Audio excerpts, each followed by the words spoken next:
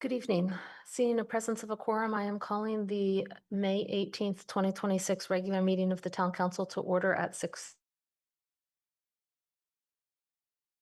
in person, and that the remote access option for members of the public is provided as a courtesy only. In the event for as long as there is a quorum of the council present in the town room or through technological means. Chapter 2 of the Acts of 2025 extended through June 30th, 2027, the ability of public bodies to meet without a quorum of the council physically present at a meeting location, although a quorum of the council is present in the town room. This meeting is being recorded and is accessible in real time via Zoom, by phone, and is a live broadcast on Amherst Media Channel 9 and at amherstmedia.org. At this time, I will call upon each counselor by the name that they have indicated they would like to be addressed. This will indicate that we can hear you and you can hear us. Counselor Breivik. Present. Counselor Cano Martin. Present. Andy Churchill. Present. Anna Devlin Gauthier. Present. Lynn Griesemer. Present. Mandy Jo Haneke is present. Counselor Lord is not here at this time. Sam McLeod is not here at this time. Pam Rooney. Here. Counselor Ryan. Present. Kathy Shane. Here. Jennifer Taub. Here. And Counselor Walker is not here yet. If counselors have technological issues, please let the council clerk know or call a point of personal privilege. There will be one public comment period during the general public comment section of the agenda. If you are in the town room, please sign up with the council clerk to make public comment. If you are attending remotely, I will ask for you to raise your hand in the Zoom application when we reach the time for public comment. The announcements, our next regular meeting is June 1. It will start with a public forum on the capital improvement program and then continue with a regular meeting. On June 8, there will be a special meeting joint with the Community Safety Working Group and the Human Rights Commission. It will start at 7:30, not our typical 6:30. So it is a different start time to accommodate all members that can make it that night. And then we have our regular meeting on June 15th. Those are the only announcements I have. We do not have any hearings at this time. And so I forgot to mention at the beginning that we are taking counselor comments both at this time and at the regular time in the agenda. So there will be 2 counselor comment periods during this meeting. So before we move on to general public comment, we're going to go to counselor comments, and I will go to Counselor Breivik. Since my comment is also with Counselors Lord and Walker, do you want to go first if you have other comments? So Counselor Lord will not be here till at least 7 p.m. And I'm not going to be able to hold counselor comments that long. So when we finish, we'll have to go. So I would recommend maybe You can just go ahead. I can make one of my comments now if you'd like. Let me find it. So I wanted to take a moment because last week, a dedicated member of the Amherst municipal government community passed away. And I wanted to take a moment to recognize her contributions. Connie Kruger was a force for good in Amherst. She served Amherst for decades, first as a town planner on staff, then as a member of the Amherst Housing Authority, the Board of Assessors, the Housing and Sheltering Committee, Town Meeting, Planning Board, and the Select Board. She was busy. She was a tireless advocate for addressing Amherst's housing affordability challenges, building affordable housing, and planning for Amherst's future development. And she and her spouse, Susan, were one of the first same-sex couples married in Amherst after the state legalized same-sex marriage, and she regularly reflected on the town's support and celebration of that ruling and the day we were able to accept licenses for same-sex marriages. And I just wanted to say Amherst and its residents benefited greatly from her love of the town and her fierce advocacy, and that she will be missed. But I wanted to take a time to recognize her and the loss to the town. Councilor Breivik. Thank you. I wrote a statement that I will read together with Counselors Cano Martin and Devlin Gauthier. That's also supported by Counselors Lord and Walker in honor of Nakba Remembrance Day. as we recognize the ongoing genocide and ethnic cleansing of the Palestinian and Lebanese people. May 15th, 2026 was the 78th commemoration of the Palestinian Nakba, meaning catastrophe in English, a term which refers to the violent dispossession and exile of more than 750,000 Palestinian people from their homeland in 1948 by Zionist militias in order to form the State of Israel. For almost 8 decades, Palestinians, their culture, their resilience, and their suffering have been invisible in spaces like this town room.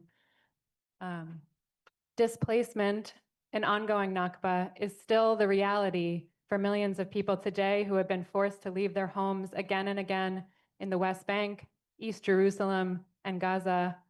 In Lebanon as well, a country the size of Connecticut that is connected to Palestine by shared borders and traditions, villages are being ethnically cleansed and civilians are being killed on sight for leaving their homes. With US backing and weapons, the Israeli military continues to attack civilians and has done so more than 2,400 times after the ceasefire that began in October 2025, in the same way that it has violated all ceasefires before that. While the news cycle moves on, Gaza is in the longest period without relief aid lasting 19 months. 1.1 million children remain at risk of starvation. There is not enough food or fuel, which is necessary to run the desalination plants that provide Gaza's drinking water, leaving 91% of the population to face acute water insecurity. More than 250,000 Palestinian and Lebanese people have been killed or severely injured since October 2023, with some sources reporting much higher numbers. And all of our most trusted human rights organizations have called these actions genocide, including the United Nations, Amnesty International, Human Rights Watch, Doctors Without Borders, B'Tselem, the International Federation for Human Rights, Oxfam, Save the Children, and the International Association of Genocide Scholars. Those killed by the US-backed Israeli military include the loved ones of Amherst community members. We see you, all of you, who have to go on and who continue to show up for your community here in so many ways. We are witness to the grief and pain of our neighbors who have been watching the news relentlessly for the past 2.5 years to see if their loved ones are safe, who endure trauma responses from calling their father or cousin or aunt and hearing the phone ring and go to voicemail, who have family members who are still under the rubble in the south of Lebanon and in Gaza. We also see those affected by rising anti-Islam and anti-Arab hate. Yes, here, families in and around Amherst have endured racial slurs, property damage, and physical aggression.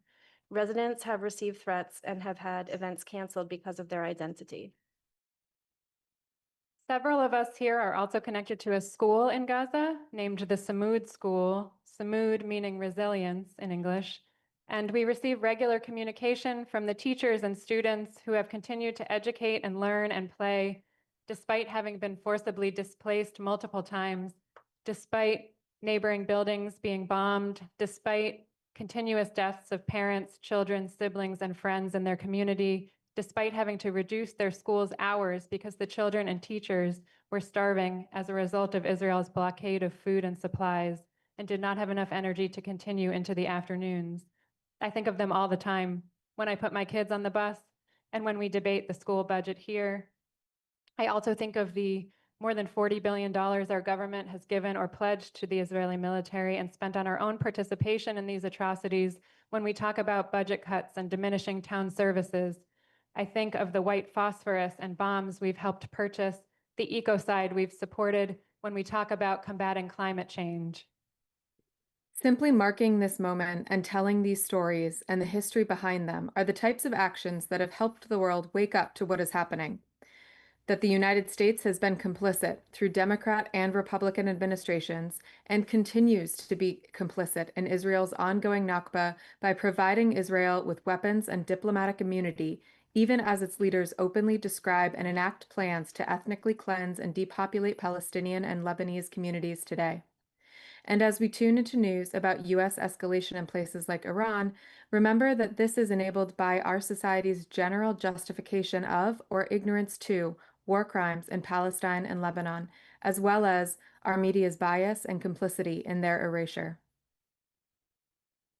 The ongoing Nakba affects our community deeply. If you weren't aware of this history, this day of remembrance, or its relevance to our community, there are endless opportunities to open your eyes right here in our area.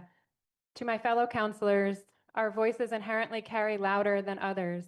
Please take every opportunity to acknowledge these atrocities and support your constituents who are grieving and advocate for the end of U.S. involvement in this genocide.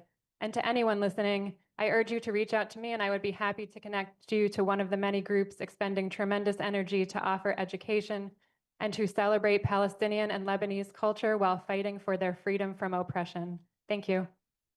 Thank you. At this time, are there any other council comments before we move on to general public comment? Seeing none, we are going to move on to general public comment at this time.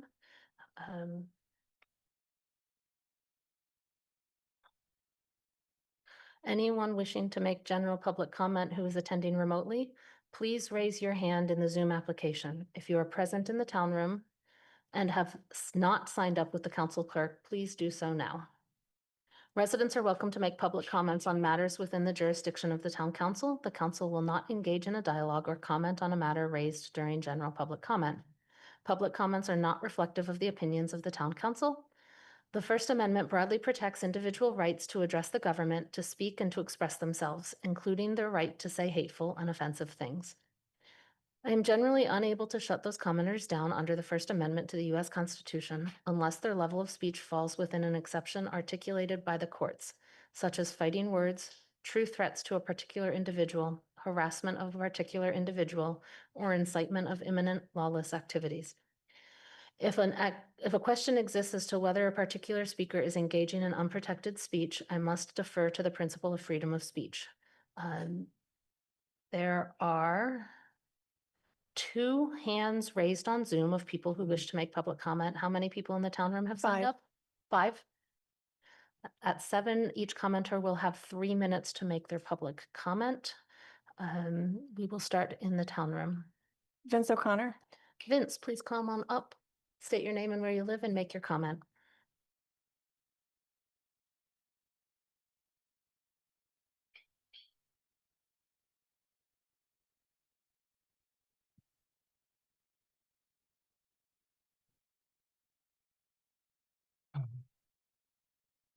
Good evening. I'm Vince O'Connor. I live at 175 Summer Street, apartment 12. There are 3 things I want to say about Beacon's walking away from its Montague Road proposal. First, Amherst has a UMass housing problem, not a housing problem per se. UMass's refusal to build affordable housing for its students, the public-private partnership known as Subaswamy's Sepulchre, is the most expensive place to live in Amherst. While opening the admission floodgates, those 2 decisions, essentially putting Amherst on the road to becoming another Storrs, Connecticut, were profoundly hostile acts by UMass toward this community and the people who live here 12 months a year. Second, the lawsuit filed against the project was not frivolous because it ultimately would have defrocked the manager of his power to act unilaterally as the community's so-called executive authority. The travesty regarding the Beacon project is that one unelected man had become so contemptuous of the council and of the residents who elected him that he could sign away decades of work to raise our affordability level over 10% without a public hearing or discussion or the knowledge, consent, or approval of the council. And he sent his housing planner to a public meeting without telling Mr. Abag. The 1-year resident planning board member who lives in a house valued at $813,000, about the 6 people who know more about this town than he ever will, ignores the one man who contemptuously opened the can of worms that the lawsuit slammed shut, and should suggest to the council that no person ever be appointed to the planning board unless they have lived here at least 5 years prior to their appointment. Thank you. Thank you for coming tonight. Jara Smith, please unmute yourself, state your name and where you live, and make your comment. Thank you. My name is Jarrah Smith. I live at 15 Ellison Drive, and I want to disclose that I'm a member of the planning board, but I come to you tonight simply as a human being. I'm here to humanize the loss of our future neighbors, but also to offer a genuine invitation because I know we can do better. The death of the proposal for affordable homes for seniors and working families at 246 Montague Road, or more pejoratively referred to as the Beacon Project in North Amherst, is a moral outrage. It didn't need to happen. But nobody, including myself, stood up for our future neighbors when 6 members of our community decided to close the door to them. While the plans for those homes may seem like a threatening abstraction, the people who would have lived inside them are not. They're the teacher retiring from Wildwood, looking to downsize because they don't know how they're going to afford property taxes on their retirement savings. It's the young couple and the young parents who can't afford to buy a home for $750,000 as a starter. Those lost neighbors of ours deserve better, especially from a town that so loudly and quickly professes its virtues of equity and inclusivity. To be clear, using the legal system to block low income seniors and working families from joining as our neighbors is not a liberal act. It is not a progressive act. And I do not think this was the motive, but the outcome is undeniably exclusive and inequitable. I tell you these stories not to shame, but because we too commonly lose sight of the fact that humanity is at the heart of housing. I understand fear of change. I understand how terrifying it is to have your vision of the future, your quality of life threatened. It sucks, and I'm sorry. I know there are practical concerns too, but I think those feelings are what's at the heart of this town's pattern of housing exclusion. But I don't think that's who this town is. And here's what needs to change to make sure that this is something that we take seriously. So for anybody who is serious about supporting housing affordability, supporting seniors, supporting working families, or pursuing equity and justice, you need to start with a yes, how can we do that mindset, not a only if, as in yes, 140 homes where our seniors can age in place with dignity in our community they help to build. Yes, 140 homes where young families who don't come from money can get a foothold in our amazing community. How do we welcome them? When someone comes to us with a plan to build 140 homes, we should have said, hell yes. How do we make this happen? But we didn't. Enough with the purity tests. So before you label me, before you make a judgment about who I am, I want to remind you that I am offering an honest and open invitation. If you're serious about addressing these issues, you know how to find me. I'm not an enemy. I'm a partner, and I'm a Please really wrap up. nice person. Won't you be my neighbor? Thank you. Thank you for coming tonight, Jara. Layla Mushabak. Layla, please come on up, state your name and where you live, and make your comment. Hi, my name is Layla Mushabak, and I'm a Palestinian American resident of District 1. And I'd like to thank Councilors Breivik, Kano Martin, Walker, Devlin Gautier, and Hala Lord, who's not here, for their statement commemorating the Nakba and for this important public acknowledgement that Nakba is not a single historical event. It has never ceased, that genocide did not start when it was named by the UN or Human Rights Watch or B'Tselem, and that it is a symptom of the same racist, oppressive systems eroding civil rights and social infrastructure in our own communities. This is not sentimental. There are direct material connections between Israel's atrocities and our tax dollars that fund them, between the Israeli military, ICE, and municipal policing, and between the military-industrial complex and the defunding of public education, just to name a few. Genocide anywhere is a local issue everywhere, and silence is an endorsement. So I'd like to remind all of you who hold positions of power that we acknowledge Nakba not as lip service, but as a call to action, as a reminder that our struggle lives and that it is a responsibility that we must all carry. Thank you for coming tonight, Layla. Ella Bilge, please unmute yourself, state your name and where you live, and make your comment. Hello, my name is Ella Bilge, and I am an undergraduate student living at UMass. I wanted to talk about a couple of near misses that I've had with cars as a pedestrian walking into and from Amherst Center, particularly at the rotary between North Pleasant Street, East Pleasant Street, and Triangle Street. I've witnessed other pedestrians been nearly hit by cars at this intersection, and I've also had many close calls. I think it would make a really big difference if there were pedestrian crossing signs at this intersection, particularly ones with flashing lights, to both increase visibility when crossing and to alert cars to pedestrians before it's too late, especially at nighttime. Thank you. Thank you for coming tonight, Ella. Athena, Luz Rappaport. Luz, come on up and state your name and where you live and make your comment. Good evening. My name is Luz Rappaport. I use they, them pronouns, and I'm a resident of District 1. I will be presenting two distinct comments, and I would like to start in my professional capacity. I'm regional organizing for the organization Rank the Vote and Voter Choice Massachusetts. I'm hoping to discuss / bring to your attention a lack of action on the charter voted in 2017 in terms of the implementation of ranked choice voting. Even though the commission organized was meant to provide answers by 2021 and that RCVs broadly favored by town residents, it is yet to be utilized in any Amherst town elections. Ranked choice voting has been proven to be one of the most democratic electoral systems, and with such challenges to democracy as we see in the national government, it is imperative that you defend your constituents' voices. I ask you, what will you do to defend your constituents' voices in this moment? I'm also a grad student at UMass.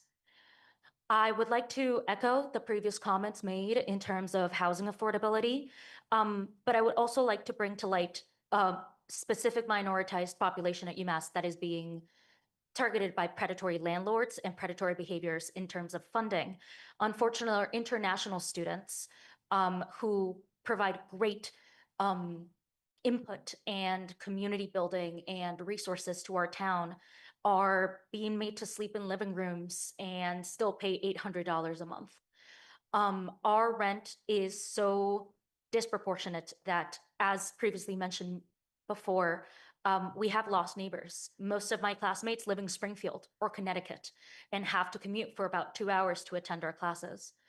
The reality is that living in Amherst is a privilege.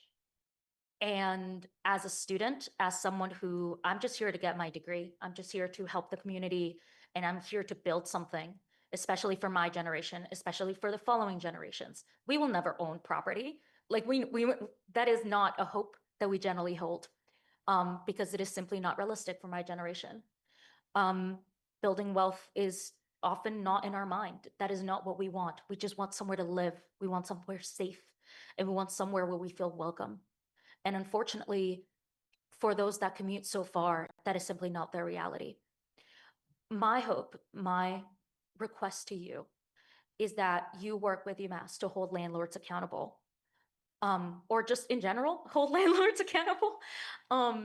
I especially have a problem with the private-public partnership that was done, as that rent is $2,000 for a studio, which is absurd. But overall, I would like to request your compassion for anyone who would like to live in Amherst yet cannot afford it. I work 40 hours a week to get an apartment, and that's a 1-bedroom. Yeah, anyway, thank you. Thank you for coming tonight, Luz. Jason Dorney, please unmute yourself, state your name and where you live, and make your comment. Hello, my name is Jason Dorney. I'm a resident of District 2. I want to also make my comment regarding the Beacon project. Amherst has a housing affordability problem, period. UMass is not necessarily helping, but while they're part of the problem, they're not necessarily going to be the solution. We need to make sure that we acknowledge this. Amherst has a housing affordability problem. Yes, UMass has a housing affordability problem too, but Amherst can only control what Amherst does. That's it. We cannot force UMass to do anything. Denying that we have a housing affordability problem is just burying our heads in the sand and wishing for somebody to come in and save us. And we can't do that.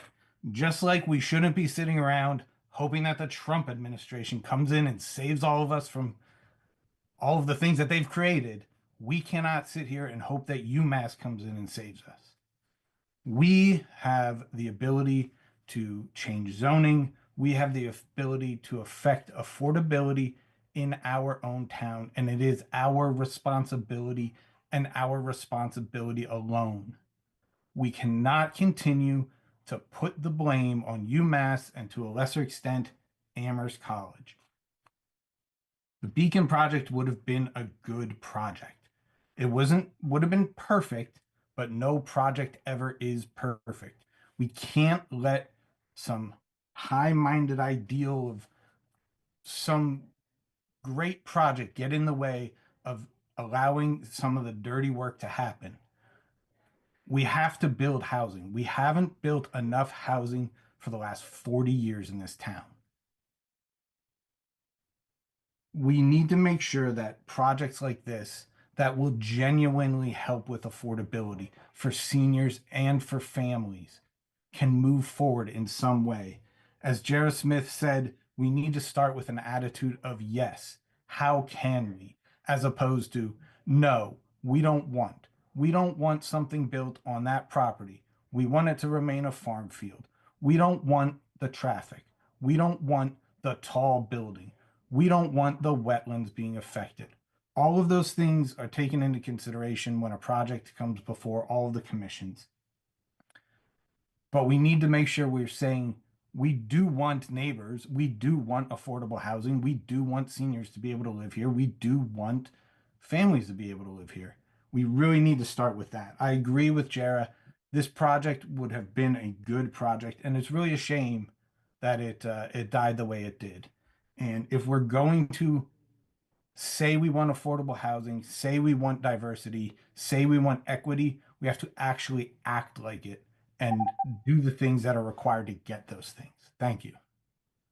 Thank you for coming tonight, Jason. Esther Azar. Esther, please come on up, state your name and where you live, and make your comment. Hi.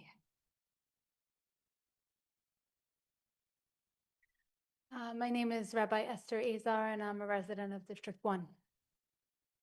For those of you who don't know, I grew up as a right-wing Zionist. I was trained to believe that Palestinians who threw rocks were more dangerous than 17-year-old Israeli soldiers carrying M16s. I didn't know about the Nakba. And had you told me about the Nakba then, I would have said, you are crazy. Israel has the most moral army in the world, and they would never do anything unless the Jewish people were in danger of annihilation. Today, my stomach flips when I hear those words come out of my mouth. How could I have believed that rocks were more dangerous than M16s, and that Palestinians living under occupation could be a real threat to Israel, whose military spending is 11th in the world, with the additional backing of the United States? But now I know that this narrative is not special to Palestine. The creation of Israel began with the British, just like the creation of this country. Both countries were created using traumatized people who were told the native population wants to destroy them. Palestinians, like native peoples here, have been named savages who wanted to destroy the colonists. This propaganda led to genocide of native peoples here. And the same propaganda is being used in Palestine to support the genocide of native peoples that began even before the Nakba and continues until today. I would like to believe that all of us in this room are pretty clear that the genocide of native peoples in this country was horrific, and that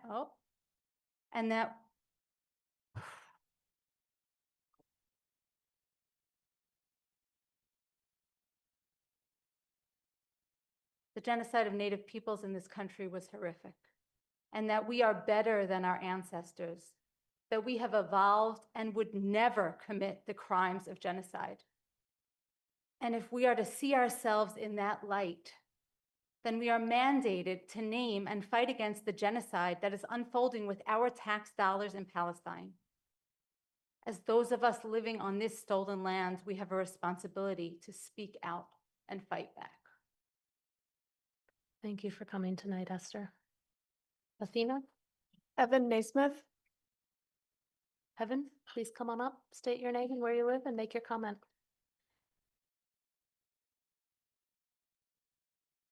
Good evening, Evan Naismith, District 5. I'm here today because I want to help improve Amherst's housing policy. In my free time, I research progressive housing solutions for Amherst, and I'm running for the ZBA and the Planning Board. I've taken applicable coursework at UConn Law and have read the CHP and HPP front to back. I interviewed the housing directors for 3 peer municipalities that host large universities. From those conversations, I've gleaned several important lessons that I'll share with you in the coming weeks. I've also authored 6 housing op-eds in the Amherst Courier. Each one is supported by peer-reviewed economic evidence applicable to the demographics of our town. When commenters criticize my findings, I respond in good faith. When I make a mistake, I publicly admit error and retract. My most recent article explored the relationship between race and housing in Amherst. Rather than criticizing the substance of my writing, Darcy Dumont took to Facebook to publish details about my address. When my wife saw Darcy's post, she asked me to reconsider my planning board application because she didn't feel safe. The post has since been removed by the Current's editor, but is apparently still visible to Darcy's contacts. Darcy isn't alone in this creepy behavior. Check out Maura Keene's most recent article in the Indy website. In her effort to crowdsource ADU compliance, she's now publishing photographs, blueprints, and addresses of other people's homes. This is technically legal, but when is the council going to draw a line and say, this is unacceptable behavior, right? In the discussion surrounding Articles in 18, you guys claimed that you wanted more community involvement in housing decisions. Well, your wish came true. We have frivolous lawsuits, veiled threats, and neighbors spying on neighbors. But let's not lose track of the real victims here, renters. In the last 2 years alone, local poverty is up 53%.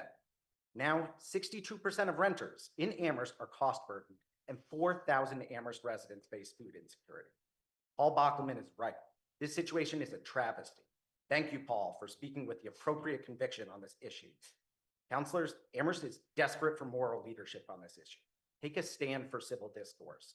Housing policy should not be a plaything for wealthy homeowners to pick and choose their neighbors. Rather, housing is the bedrock of the social safety net, and we must use the mechanisms of municipal government to make it plentiful and equitable. We elected you guys because you're leaders. Please rise to the occasion. Thank you.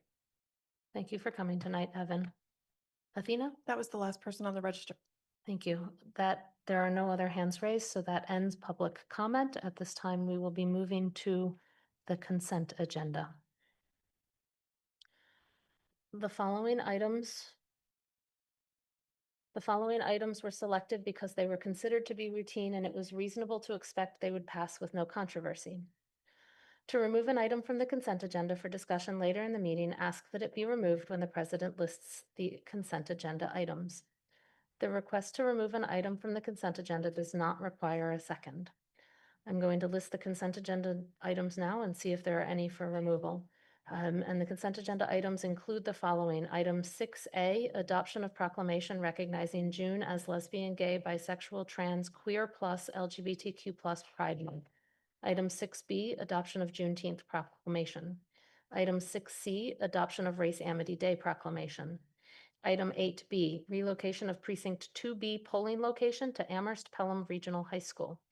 Item 8C, approval of optional tax exemption for taxpayers qualifying under MGL Chapter 59, Section 5, Clauses 17D, 22, 37A, or 41C.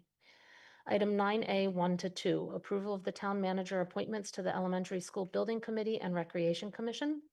And item 11A, approval of minutes for May 4th, 2026 regular meeting. Are there any items to remove from the consent agenda?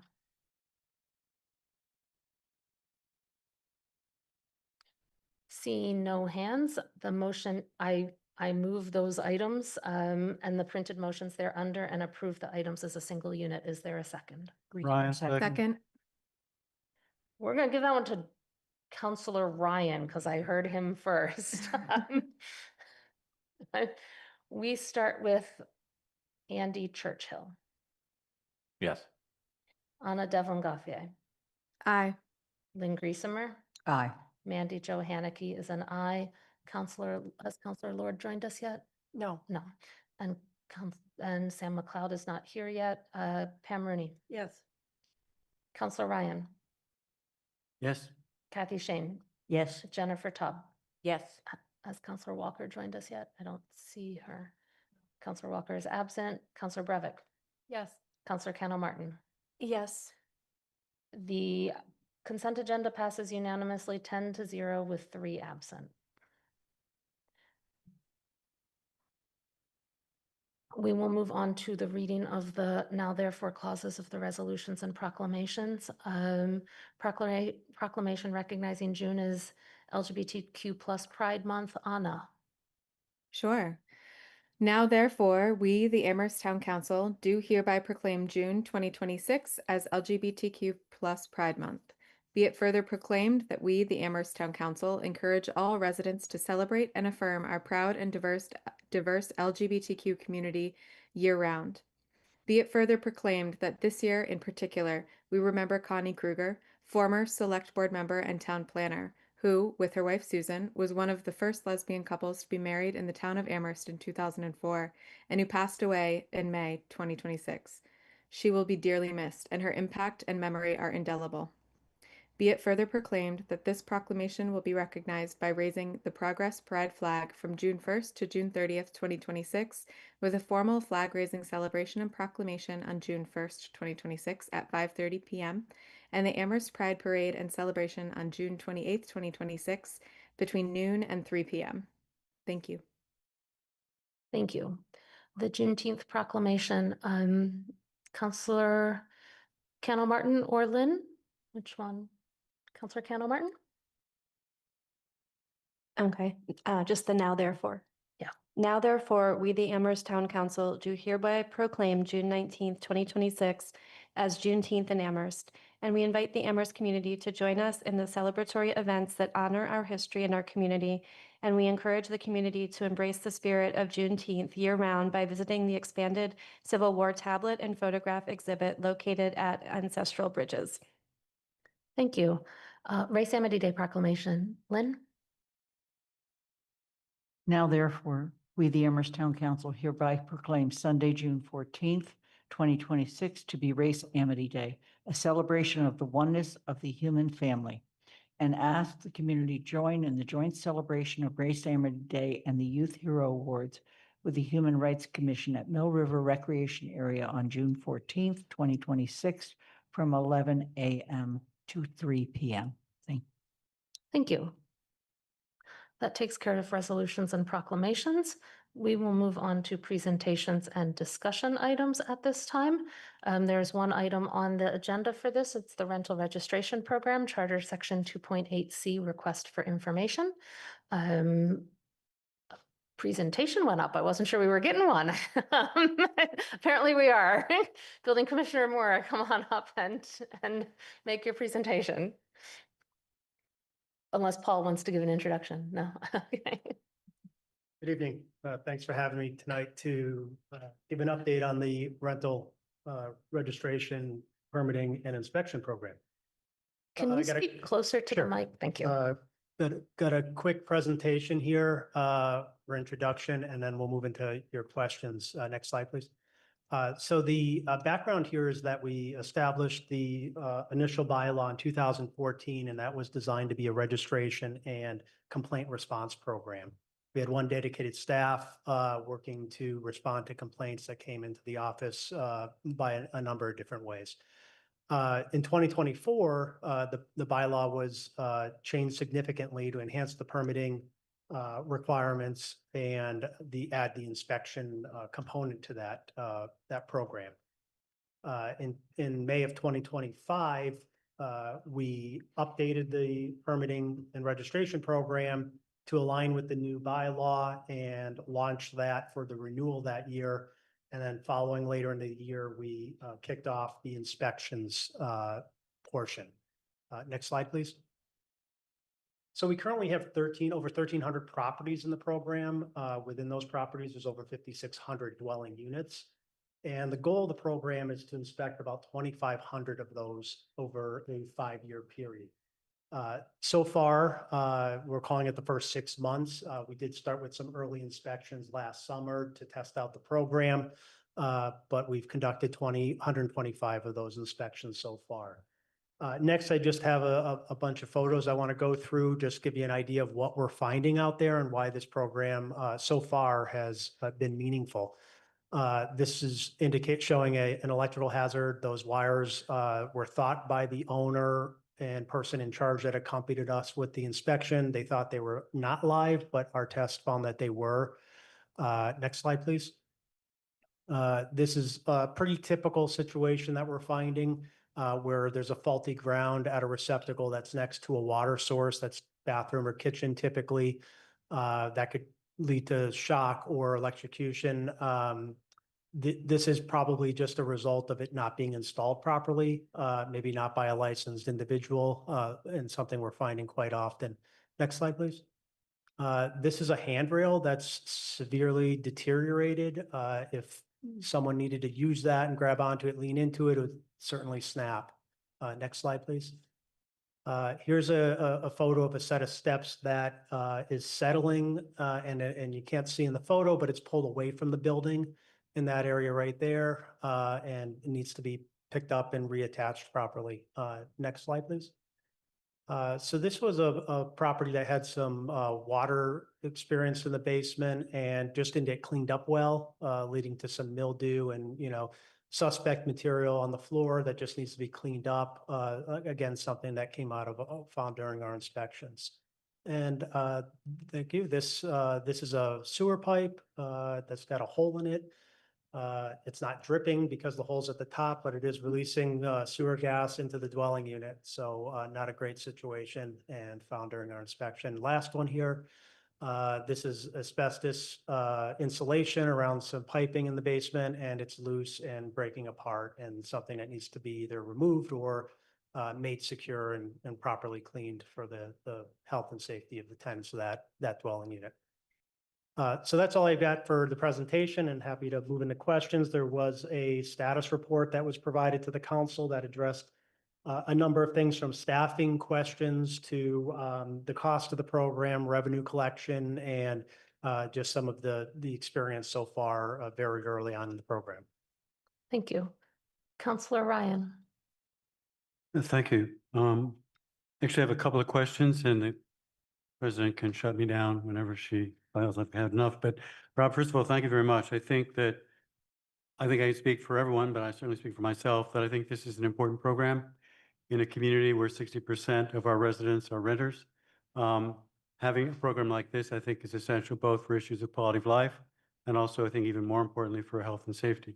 So I salute you for getting it started. I'm happy to see it up and running. I want to start with a couple of questions about the data and staffing. My understanding is you have basically been active for 8 months. The program, I believe, if I'm correct, has been active for 8 months, and you've given us 6 months of data. And during those 6 months, my reading of the memo suggests that you really haven't been able to be fully staffed. Right now, I know you're not fully staffed, so I'm assuming you've had, maybe 1.5 FTEs roughly throughout that period. That's my first question. Staffing through these first 6 months of reporting, where have you stood with that? Yeah, so during this time that the report covers, we had one of the inspector positions filled, one of the 2 inspector positions. So 50%.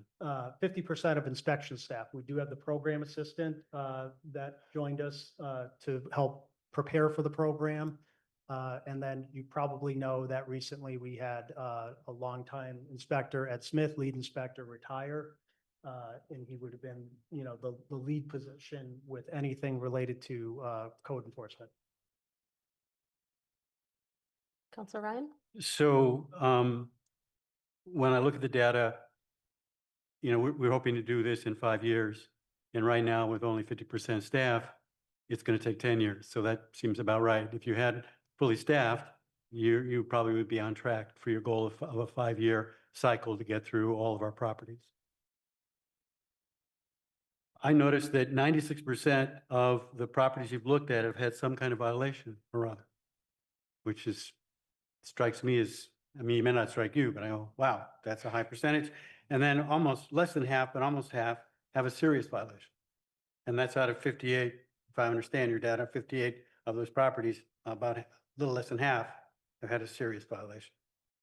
So that would suggest to me that what you are doing is really important and you're discovering things on a fairly regular basis. So my second question is for you, looking at this over the first 6 months, 8 months, any big surprises? Is this kind of what you expected? What have you learned so far?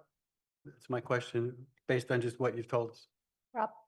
Yeah, I guess what we've learned so far is that the program's been pretty well received. So we haven't gotten a lot of resistance to conducting the inspections and scheduling the inspections, which has been great. We've gotten a very high level of responsiveness from the landlords and the owners so far. And these issues that you see in the photographs are being addressed. So yeah, you know, the 96% is higher than maybe we would have liked, but it's still a relatively small number of properties that we've inspected in number of units. So I'm not sure that is, you know, what we're going to see throughout the program, but it's what we have so far.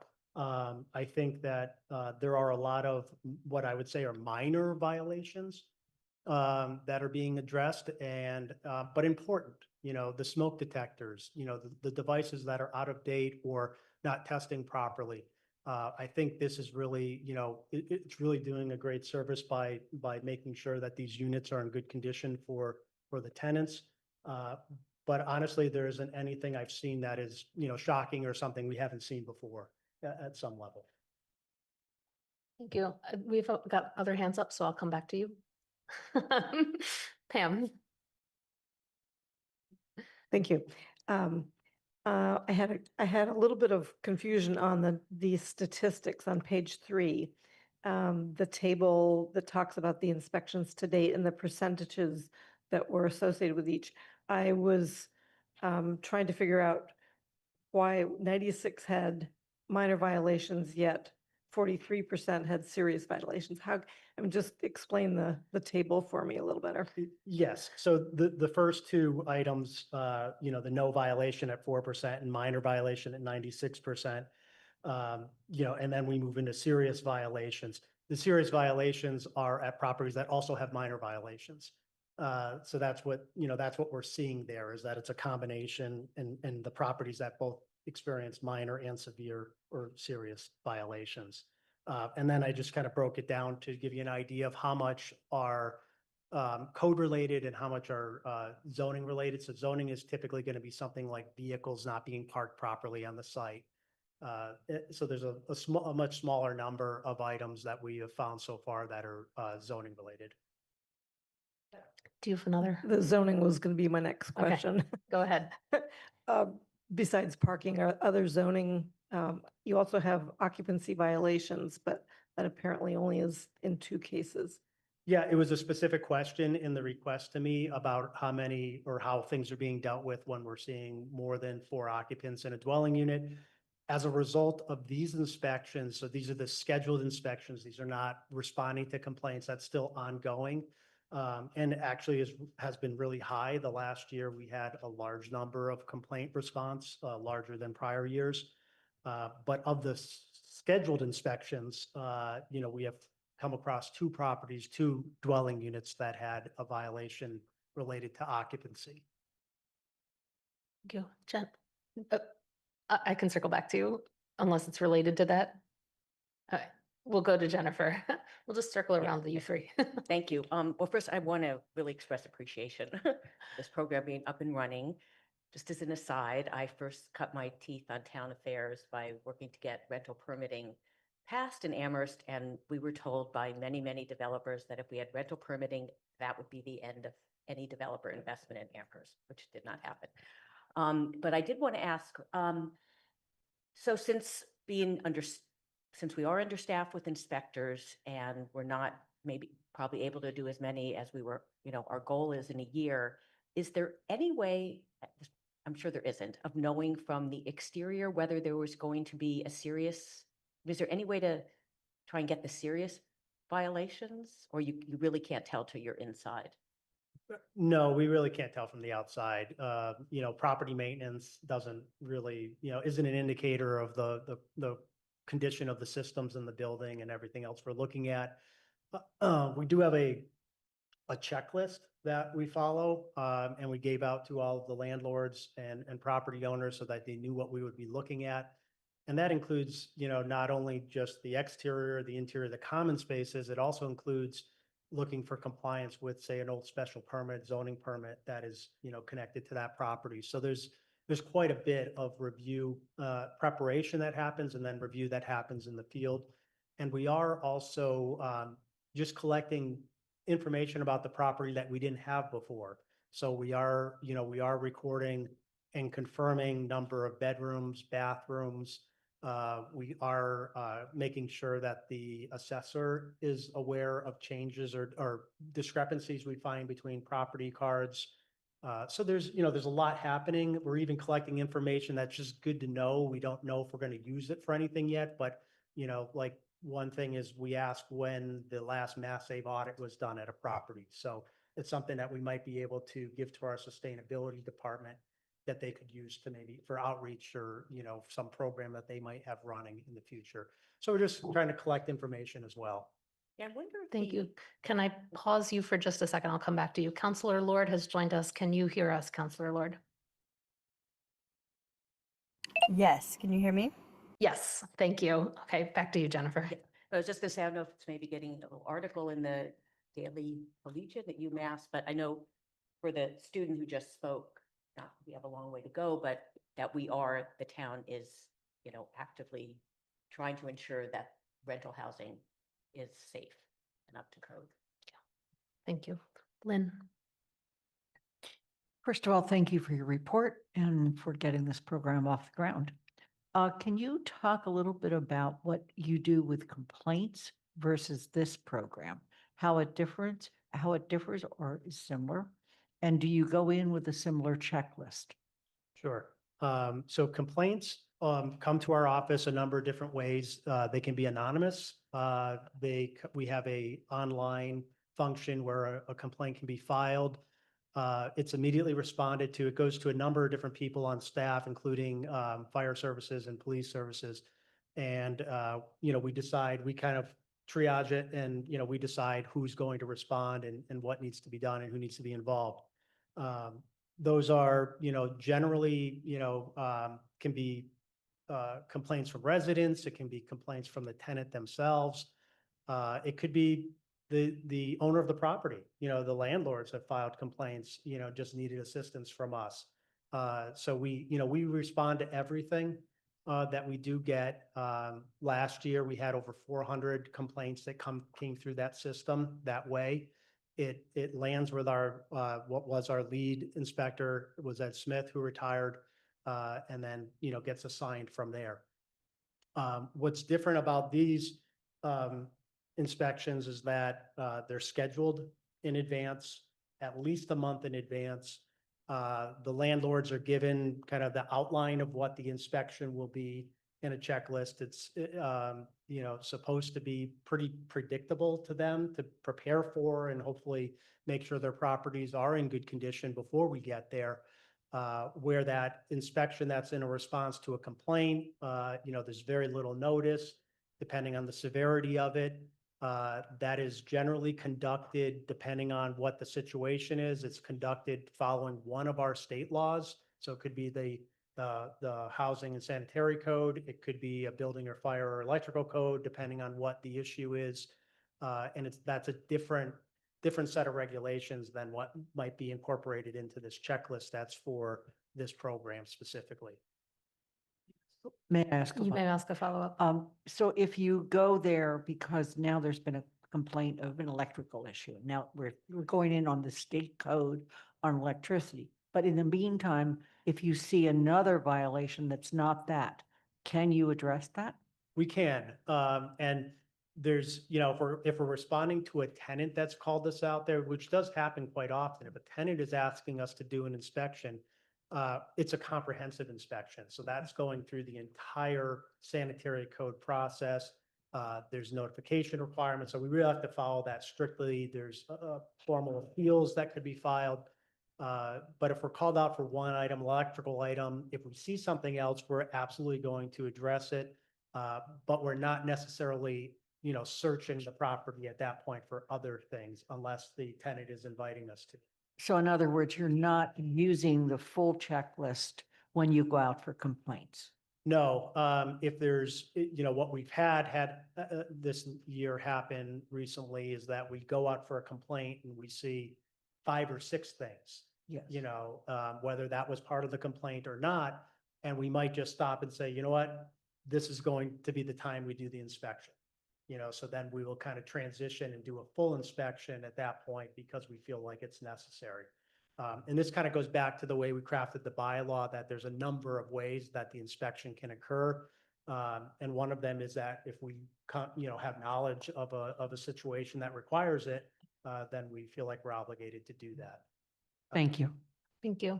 We're going to go to Andy because he has not spoken yet, and then we'll come to Councilor Ryan. Andy. Thank you. I just have a question about the intent of the funding for this. Your report says that the personnel costs are total $440,000 basically, and you list permit fees collected in FY26 through March 31st of $326,000, and if we had 2 inspectors, $72,000. So when I total those up, that's $398,000, which is, close, but it's 40-something thousand less than the cost of the personnel. So was the intent that it would pay for itself, and I'm not saying it should, I'm just curious whether that was the intent. And I don't know if more permit fees would come in between March and June, or if they mostly come in at the beginning of the year, but that's my question. Yeah, so those permit fees are the total permit fees for that year. So that cycle of permits. So there wouldn't be any more unless there's additional properties that weren't in the program previously. It wasn't the intent to cover the costs by the permit fees themselves or the inspection fees themselves. At the time, and there were, I don't know, a dozen different kind of scenarios and ways to come up with the fee schedule. It was decided with the town manager's support to have the program also be supported in part by a portion of the UMass Strategic Partnership money that is dedicated to safe and healthy housing initiative. So we're really right in line with the projections. We were at $406,000 projected for revenues, and we're at $398,000, as you mentioned. So we're pretty close to that. Okay. Councilor Ryan. Thank you. So just one last question about what I call scofflaws. How confident are you? Can you be confident that pretty much everybody that should be is in the program? We do a lot to ensure that they are, and when we think we've done it, we find another one. So it's ongoing. What I can tell you is that we're probably 70 permits higher this year than we were last year. And we monitor transfers, and we reach out to properties that are not clearly owner occupied on the transfer. And we do what we can to look out for those, but they do still seem to pop up. Yeah. Thank you. Kathy. I just want to follow up on Andy's question. As far as I can see, this year, because you haven't been able to hire as many as expected, you're generating a surplus. Long term, when you're fully staffed, then, so does that money just basically go into the general fund? It does. Okay. And there is some, I think I asked this when you were meeting with us, there's an accounting system that we can see the actual expenses as opposed to the expected. So I just would like to track it over time. So that was one question.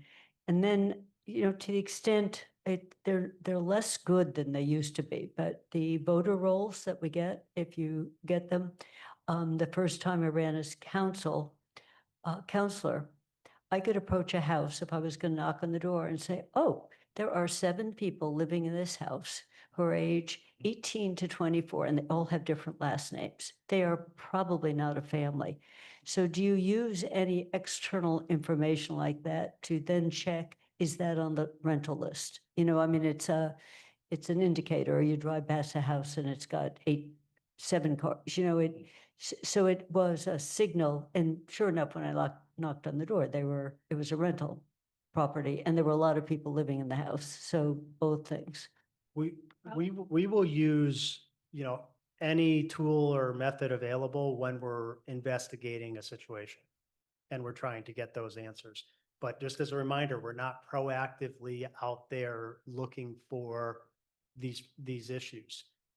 It just isn't, we're not driving around looking. Saying it's another piece of information But- before but you go into when- that. When we do get into a situation that we're trying to find out and build that evidence that there is a violation, we are looking for every piece of information we can find. Yes. And I was saying not just for the violation, so say there were only 4 there, but a double check that is that even on the rental list, you know, George's, you know, are there people that never bother to rent it, register it, that it looks like it's definitely a rental from the occupants of it. As I said, the lists aren't as good as they used to be. There are counselors who aren't on the list anymore, people who I know, and I think it's just whatever, and the students, because they can vote absentee and they can vote by paper, are less likely to register and then they just don't appear on the rolls as much as they used to. So I'm just thinking that there's another indicator this is likely a rental property to pick it up. Yeah. Yeah. Is your hand still up for a question, Andy? No. Okay. Lynn? Thank you. I assume that you do not collect data. Or maybe I should say this in a positive way. Do you collect any data that would any way identify a discrimination situation? No. Okay, thank you. Are there any other questions for our building commissioner on this item? See none. Thank you, Rob, for coming tonight and for answering our questions and for the amount of work it took you to compile this information. I know that took. And I want to lot thank of you. I work. was one of the counselors who asked for you to come, so thank you Yeah, very much. Thank you. Good night. Yes. Have a nice night. We are going to move on to we're going to move on to action items, Human Rights Commission charge and bylaw. Section 3.3, which is the Human Rights and Human Rights Commission bylaw. There's 2 parts to this action item. One part can have no votes tonight at all because it is a bylaw change, which is why we listed this as a first read. If there is a desire for votes on the other part tonight, there could be, but the intent was to do them all at once because it made sense to rescind and replace and then adopt a charge at the same meeting instead of at 2 different meetings. But there is nothing in the charter preventing us from voting a charge tonight if so desired. But that is why it says first read on there, because we cannot under our charter vote anything related to the bylaw tonight. But I'm going to move to Anna, our GOL chair, to talk about this item and the Thank GOL's you. work. So when GOL was first tasked with this, a lot of our discussion centered around the question of why this existed in our bylaws versus existed as a charge as other commissions, such as the Disability Access Advisory Commission. And that's just the most recent commission. I think transportation, I guess, is the most recent, but commissions that we've approved. So we started off by actually shifting the focus to have this be a charge instead of a part of our bylaws. The reason for that, not only is it consistent with the other commissions and committees that we have, but it also makes it so that any change to what is now a charge, what is then a bylaw, doesn't require 2 readings at council, doesn't require this much debate, and it puts the HRC on the same footing as the other committees and commissions that we have.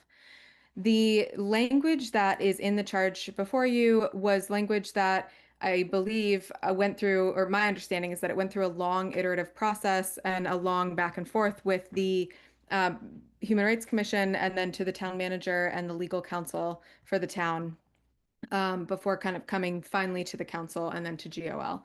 So we had a meeting with the chair of the HRC as well as with Lauren Goldberg from KP Law, where we went through the charge piece by piece to try to make sure we were all sort of on the same page, and ultimately led to the charge that GOL passed, which is in front of you. The language is very similar. There are pieces of it that are not in the charge so that the committee can determine them for themselves. It didn't seem like it was the council's place to fully dictate the exact process that the HRC goes through. That felt like something the HRC should determine for itself. And then the second piece of this is that once this charge goes into play, it's duplicative, excuse me, to have a bylaw as well as a charge. So the second recommendation from GOL is the I guess rescind. It's technically a rescind and replace, but really it's more of a partial rescission of the current Human Rights Commission bylaw. For that, you'll notice that we didn't just take the full thing out. GOL had a lot of discussion about the importance and merit of leaving reference to human rights in our bylaws, and how that helps to govern us. It has helped to govern us, and it will continue to do so. So we took away the references to the commission. That doesn't take away at all anything about their right to exist, but we instead shifted it to be a more general statement on human rights. GOL members, if there's anything that I missed, please feel free to add in at this time. Anything from any other GOL members before we move into general discussion? Seeing none, we're open for general discussion on both the proposed charge and the GOL proposed rescind and replace. Kathy? Yeah, I was just, what was the rationale early on that Amherst set up a commission? They didn't have to. I was just double checking the state law. A few towns have done that. And as far as I can see, it was because it made it stronger and it profiled it higher by making it a commission. And it then has also authority to investigate discrimination complaints. So this question of a charge versus a commission, what was the original rationale? I can clarify. This is still a commission. We are not changing it to be a committee. It is still the Human Rights Commission. Commissions do not have to be in our bylaws. They can exist from a charge. Kathy? Okay, so the distinction, the bylaw doesn't have to mention a commission. We can have a commission in a charge. It's just, We have many other commissions that are just founded by charge only. okay. Yeah. So I guess I would ask, why was it in the bylaws? My understanding is that was what was required for town meeting to establish it, but it happened before my time, so I cannot speak to the exact moment. But I think that it was a requirement based on the form of government at that time. Thank you. Jennifer? Yeah, you may have mentioned this and I just spaced, but has the members of the Human Rights Commission reviewed this? Were they? Yes. Ronnie Parker joined us for our meetings and was an active part of the conversation throughout that process. We did not meet with the entire commission, but Ronnie was able to be representative as chair. Okay, thank you. And sorry, I just want to clarify one additional thing. Sorry, the bylaw does keep the reference to the Human Rights Commission in there. It just doesn't dictate what they do. So if you look at the recommended language, it includes a kind of baseline, no person shall be denied any rights. And then the second piece of it is there shall be a Human Rights Commission. So we kept it in there. I don't think it's necessary for them to exist, but it is not fully removed from that bylaw. Thank you. I know your hand is not up, Councillor Keno Martin, but you had thought you might propose next week a couple of amendments to the charge, so I wondered if you wanted to speak to them tonight.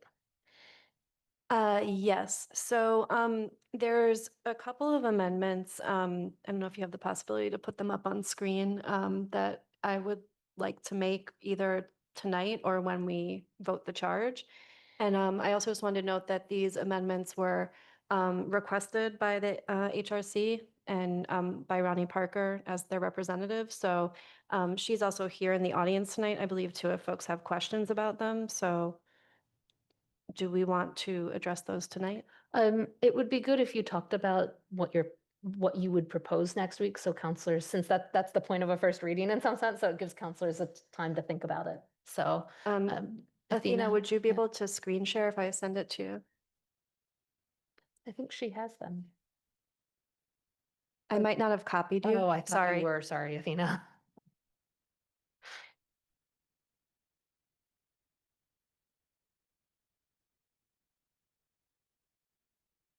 While she's getting them up, do you want to talk about your first one? Yes. So the First Amendment would be to the commission charge where it says the commission shall, and there are 7 items. So the First Amendment would be to item 1, and where it says recommend programs and initiatives, and it would be striking the words to the DEI department for consideration. The reason for striking that would be that the commission can actually make recommendations to entities beyond just the DEI department. And so my understanding is that the commission wanted to leave that open so that they could have that. It's clear that they can make recommendations to other entities as well, in addition to the DEI department. Thank you. I think Athena's working on it. Oh, it's still not through. Oh, sorry.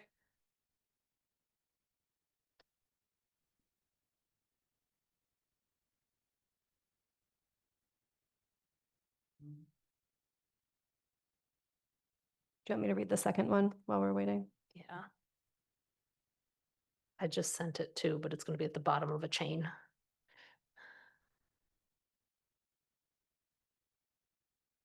Yeah, why don't you, that one's a little harder, so I think that one's going to need to be on the screen to really be gotten, but yeah, go ahead with that one. Okay, so the current item 7 on that same list where it says the commission shall reads, while the commission may report, refer, and render recommendations on certain issues involving the town, including concerns as set forth in the complaint resolution procedures established by the commission does not have the authority to subpoena witnesses or take sworn testimony or the power to adjudicate or mediate the resolution of disputes between individuals or entities. The replacement for that number 7 would be striking the word mediate. So where it says the power to adjudicate or mediate, it would be strike or mediate. And then adding the final sentence, the commission may, however, seek resolution through discussion, mediation, or negotiation. And so my understanding of the reason for this change would be that the commission does in fact sort of informally help parties that may be having some sort of dispute or complaint, and that they do provide that, as needed. And also that they reference the fact that we have people on CRES who are trained as mediators, and that they're able to coordinate with CRES should a mediator be needed. So they wanted to make sure that it was clear in the charge that they have the ability to do that. Thank you. And I just want to clarify, you had actually also proposed a potential rewrite of the rest of it. Just, it looked like instead of having one long sentence, your proposal was splitting it into 3 sentences. Yes, that's right. Sorry. My eyes are playing tricks on me. It's Yeah. really tiny up there. But yeah, it was a proposal to split number 7 into 3 sentences, of which one of them would be striking the last part and changing it a little bit. Correct. Thank you for that information. Is there any further discussion on what Councillor Ken Martin just talked about, or anything else related to the proposed Human Rights Commission charge and rescission and replacement of bylaw 3.3, Human Rights and Human Rights Commission bylaw? Councillor Ryan? I thought I heard there were 3 amendments. Did I hear that? I didn't hear that. No, there were 2. Thank you. But the Second Amendment split number 7 into 3 sentences. So I think that's where you heard the word 3.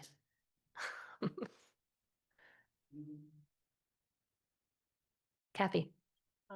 I would like to see the wording, because the second 7 changed 2 things. It removed it basically changed the power, can't adjudicate, and then gave it to the power, as I understood, it, to mediate. You were giving the power to mediate, and I just would like to know that we have a commission that knows how to mediate. That was my concern. You know, mediation is a skill set or training. So would we give commissioners some training on mediation if we put this in, giving them, I think that's what you meant to do, Amber, was give them the power to mediate if they wanted to? I don't have the wording in front of me as It's you. really tiny up there. It says the commission may, however, seek resolution through discussion, mediation, or negotiation. So that wording doesn't mean the commission is the one who's mediating. Counselor Yeah, Kahneman? my understanding is that, and Anna and I were speaking about this earlier today, is that we understand that mediation is, you know, it's a legal term and it's a legal process. And so when we say seek mediation, my understanding is by somebody who is a, you know, is a trained mediator, but that doesn't mean that members of the commission might not have informal discussions that may help to resolve some sort of conflict. So without it being in the legal framework of mediation, and that that may be something that they're sort of informally doing. And so, you know, we understand that there's a legal definition, but we also understand in layman's terms that just like helping somebody to resolve a conflict does not necessitate it being the legal definition of a mediation session. Kathy? So now that I can see the wording, but you don't want to have the wording just be the commission may, however, seek resolution through discussion, which is, you know, because otherwise they would have to call for mediation. Is that the idea here? Or negotiation? I mean, I agree with, they could seek a resolution through discussion. I think that's a very good ad. Yeah. I just wanted to ask if it would be possible to ask that question to Ronnie Parker, who is in the audience. Okay. Hold on. Ronnie, if you have an answer to that or would like to speak to that question because you are chair of the Human Rights Commission, please raise your hand and I will recognize you. Ronnie.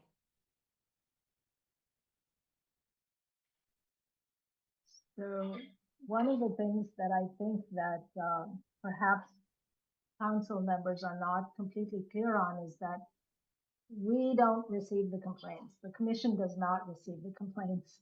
The commission only in the last 2 or I guess 3 years since I've been on board has even asked DEI to report to us about what the complaints are. And even then it's very general because there's been a huge concern about confidentiality and so on. However, in reality, we do get involved sometimes largely because of staffing issues.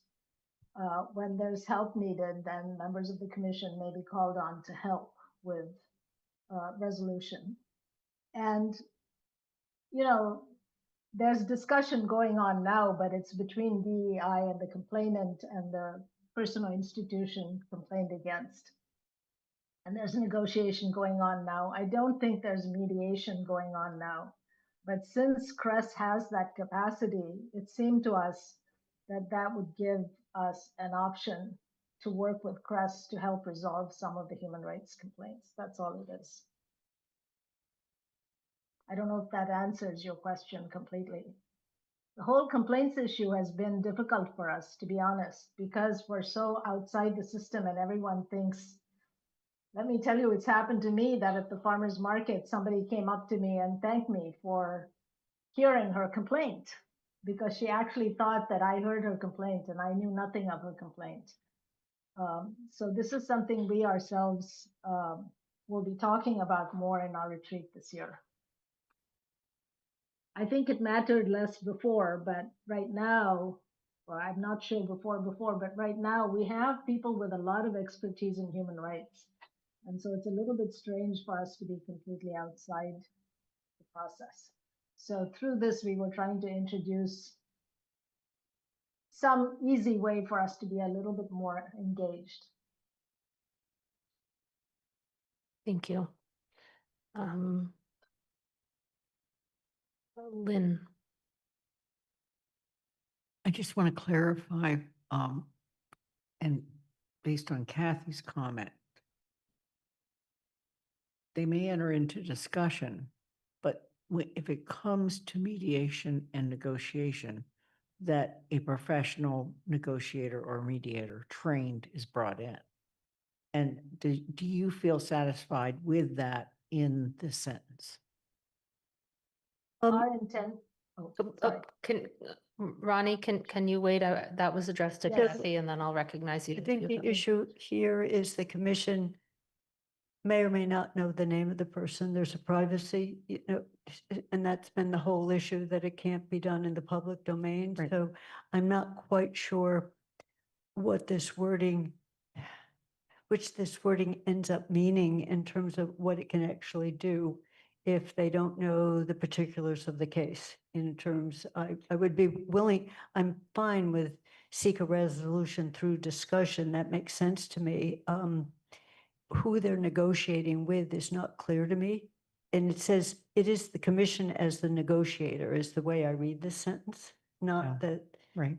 Not that they could call for mediation or they could call for someone. So that it's a question, and then I have to think about it. Yeah. Because I didn't see this wording before. And since the commission, as Ronnie just explained, that the complaints often don't come directly to the commission of this type, they come through another source. And I know even with wage theft, there was an effort to protect the names of people and have it go up to the higher level and then come back for the town to do anything about it. And the Human Rights Commission had a role, but it was more limited because of this confidentiality, and they couldn't be talking to people in private. No, thank you. Ronnie, did you have a response to that question from Lynn? It's just that we don't directly do the stuff. So when we say mediation, it was more a practical consideration of using that more as an option. But it's actually the DEI director, who is also the human rights director, who manages all of this stuff, including if we decide we could have a mediation options, she would decide whether that would be the appropriate way to go, and she would tap into whatever resources she needs. I think so far she's been doing it all herself. Okay, thank you. Councillor Brevik. So it's my understanding that this conversation has been going on for a long time, and there's been a lot of time and effort put into the language of the charge, and including our attorneys and others being involved in the discussion. So I just, thanks to everyone who's been part of that long process, and that it's my understanding this language reflects well the intent of the conclusion of those discussions. And maybe Anna or Amber, anyone on GOL, if you could correct me if I'm wrong on that. It seems like this is where those discussions culminated in language along these lines. And then just a slight second part of that, and not to complicate it or make too many other changes, but I wonder, given this conversation, would it make sense to add something like in partnership with CRESS, or in partnership with the DEI department and CRESS, or something like that, just to get at that, who are the experts that the commission will be working with when they enter into mediation or negotiation? So before I recognize Anna, I just want to state that is the purpose of these first readings, is to discuss some of this where people are seeking changes, so that next week, when motions are on the table, they can take this conversation in and say, maybe I do want to add something else or change the wording a little bit and all for that. So Anna. Yeah, Councillor Brevik, if I'm understanding your question, the language that was in the packet is what was the culmination of all those discussions. The modification here was not discussed at GOL or with our attorneys. Am I understanding your question correctly? Councillor Brevik? But the idea that the commission would retain a role in seeking resolution through discussion, mediation, or negotiation? Is it that the language just missed the mark, or was that not the intent as you left those discussions? Anna. Yeah, I mean, I think that the intention with the original number 7, I think that language, I hope my memory is serving me correctly here, but I believe that it was intentional by the legal team to state that the commission would not have the power to adjudicate or mediate between individuals or entities. I think that and so I think that we would want to make sure it's really clear that the commission would not be the individuals doing the mediation. I think that if I'm not a lawyer, but I am guessing what the concern would be there. So I think that I'm not sure what the ideal language is. Sorry, I'm struggling to find the ideal words because I've been kind of wrestling with this a little bit too. But I mean, the initial language I think was very intentional to clarify that untrained mediators shouldn't be doing the mediation themselves. So I think I don't know if the lawyers would have an issue with the new language. Hopefully it's clear enough, or if there's clarity that we can provide, like someone suggested about adding in, was it you who just suggested this 2 seconds ago? Sorry, who said, including by trained mediators or something like that, that might, or that makes me feel a little better. But yeah, I think the initial language was trying to make it clear that the commission would not be the individuals doing the mediation themselves. That's my reading. I mean, I'm open to other readings of it. Follow up, Councilor Breivik? Just to follow up Yeah. quickly, is it possible for Ronnie to weigh in on how you would feel about adding just a little more detail about who the commission would be seeking resolution with? Ronnie, do you have any thoughts on that question?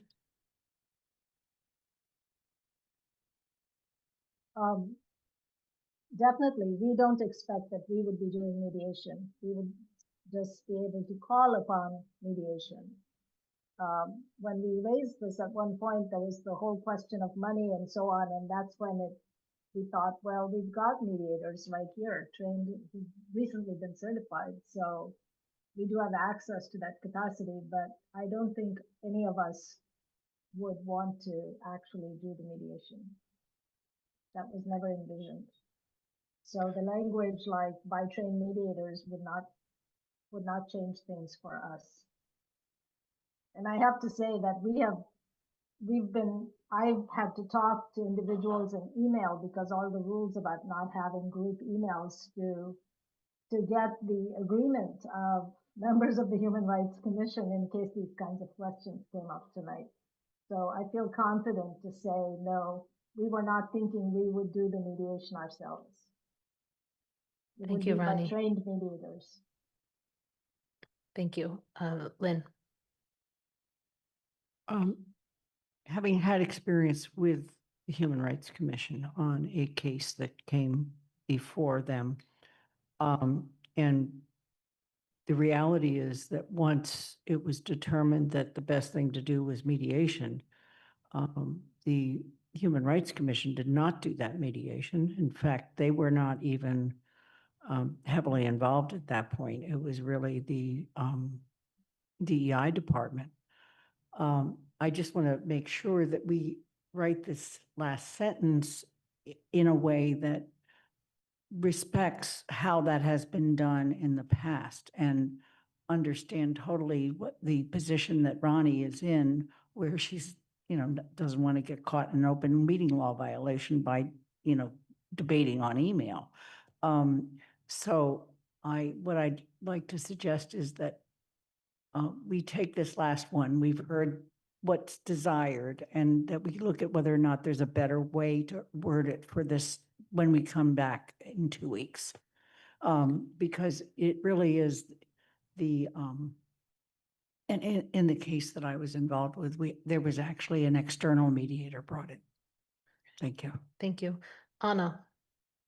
Thanks so much. My question is about the word negotiation. I know we focused a lot on the word mediation, but Ronnie, could you clarify when you're using the word negotiation in this context, what you are kind of referring to? I think my concern is that, when we think about often the types of negotiations that happen in a town context, there's often union negotiations that come up. And I just want to make sure that that's not necessarily what we're talking about, or clarify if it is, and maybe have further discussion on that particular add of a word.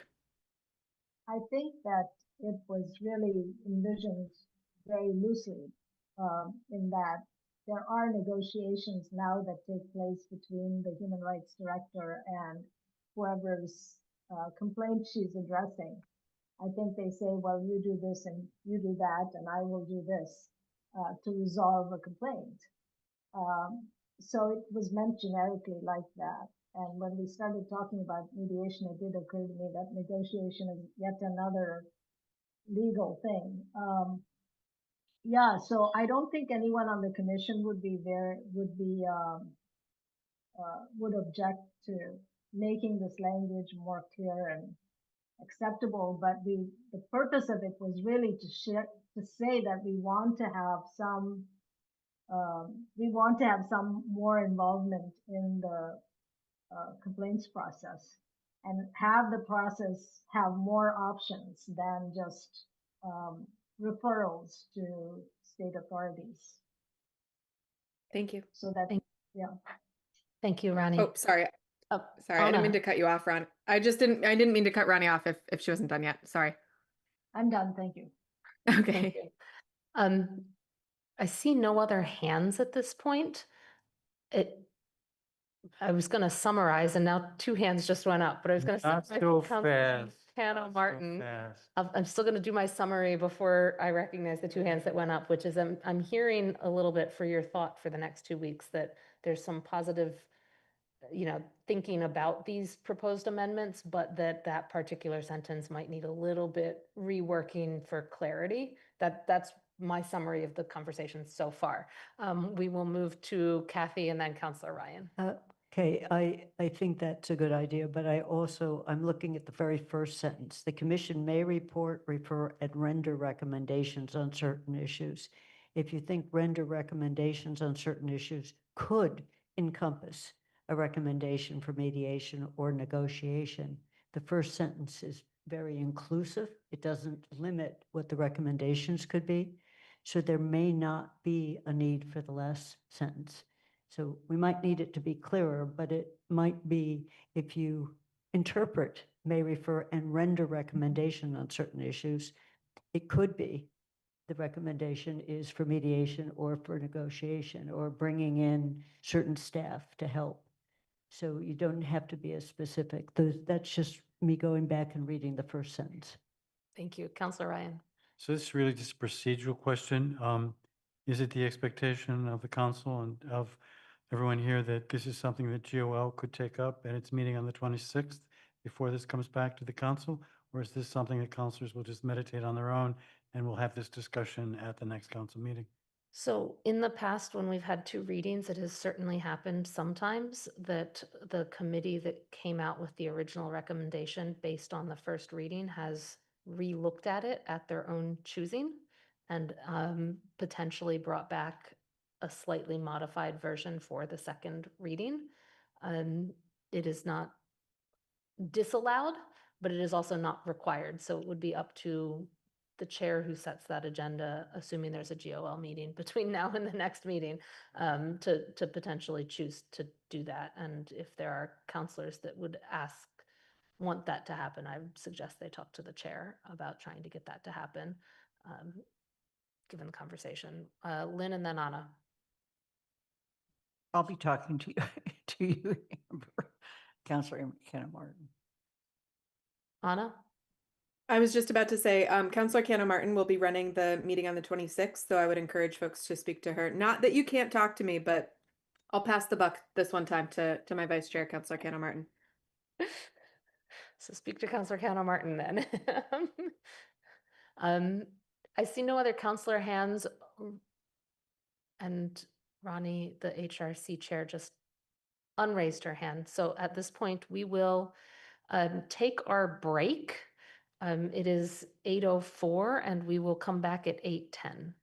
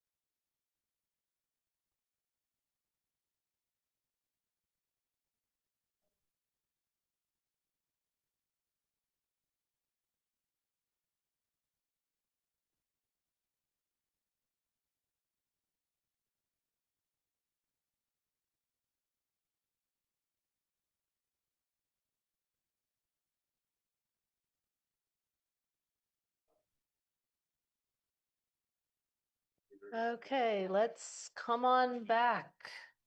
Work our way back. Yeah. I've got 60 minutes. He's back.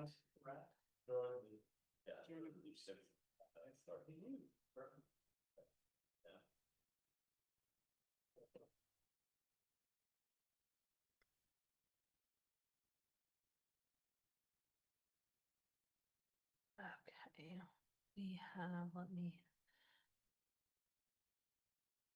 I'm Lynn- here too.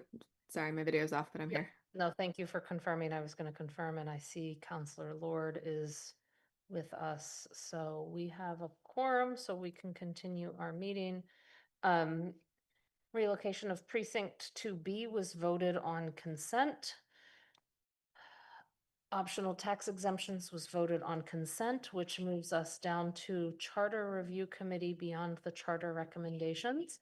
As I stated, I believe at last meeting or the meeting before, I forget which one we dealt with this at, there are 6 items that we have not yet addressed from the Charter Review Committee's report section titled Beyond the Charter. Those items are lengthen and stagger terms for elected offices, change Amherst to a mayor-council form, town election of planning board, ZBA, and finance committee resident members, return to town meeting, a smaller town council, and something titled community participation officer. Um, 5 of those 6 would require charter changes, which I think is one of the reasons we haven't yet dealt with them or had discussion about them. Tonight's goal is to have discussion on what the council might wish to do to address those items. The Charter Review Committee, I believe for all of them, but maybe the Community Participation Officer was not included in this, recommended holding a public dialogue session for these items. So I'm going to open it up for discussion from counselors on any thoughts on whether and how to address the items that have not been addressed yet in the Beyond the Charter section. There was nothing in the packet because there's nothing really, you'd have to go back to the Beyond the full committee report to see it. So I didn't write anything new and I didn't put anything new in. Kathy. So my understanding that a few you listed would require a new charter commission. It's basic, it's not just, it's a major, not a minor. Is that correct? So the legal opinion we received was strange, I would say, on that matter. So the law itself says that a number of these cannot be adopted through the amendment process under 43B, meaning a council vote and then a vote of the people. The law itself there says a new charter commission would be required, and those, I believe, are 4 of the 5 items: lengthen and stagger terms, change Amherst to a mayor council form, return to town meeting, and a smaller town council. But the legal opinion did indicate that they might be able to be adopted through a special act process, even though the 43B process could not be used under the law. So that's why I said it was kind of strange. Okay, that is strange. And since our special act on ranked choice voting has gone quickly to nowhere, when it's something that could be acted on. So thank you, because it's a fundamental change in the government structure is why I'm saying targeting those. Thanks. You're welcome. Lynn. I'm trying to imagine a conversation about particularly the 4 issues that are really fundamental to our charter that would allow us to ever come to a conclusion. And the reason I'm saying this is because a charter commission, and Andy is sitting here and others deeply spent enormous amount of time, Mandy Jo yourself, our chair and co-chair of the last Charter Commission. They spent a year and a half, maybe 2 years, listening to the public, debating these issues, and then coming up with changes that eventually then did have to go to be approved at some level at the state, but then come back and be approved by the voters.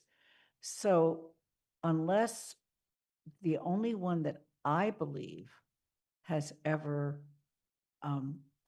been dealt with without a charter commission is perhaps the size of the council, but that was something Greenfield may have done, but I don't know that they did it without a charter commission.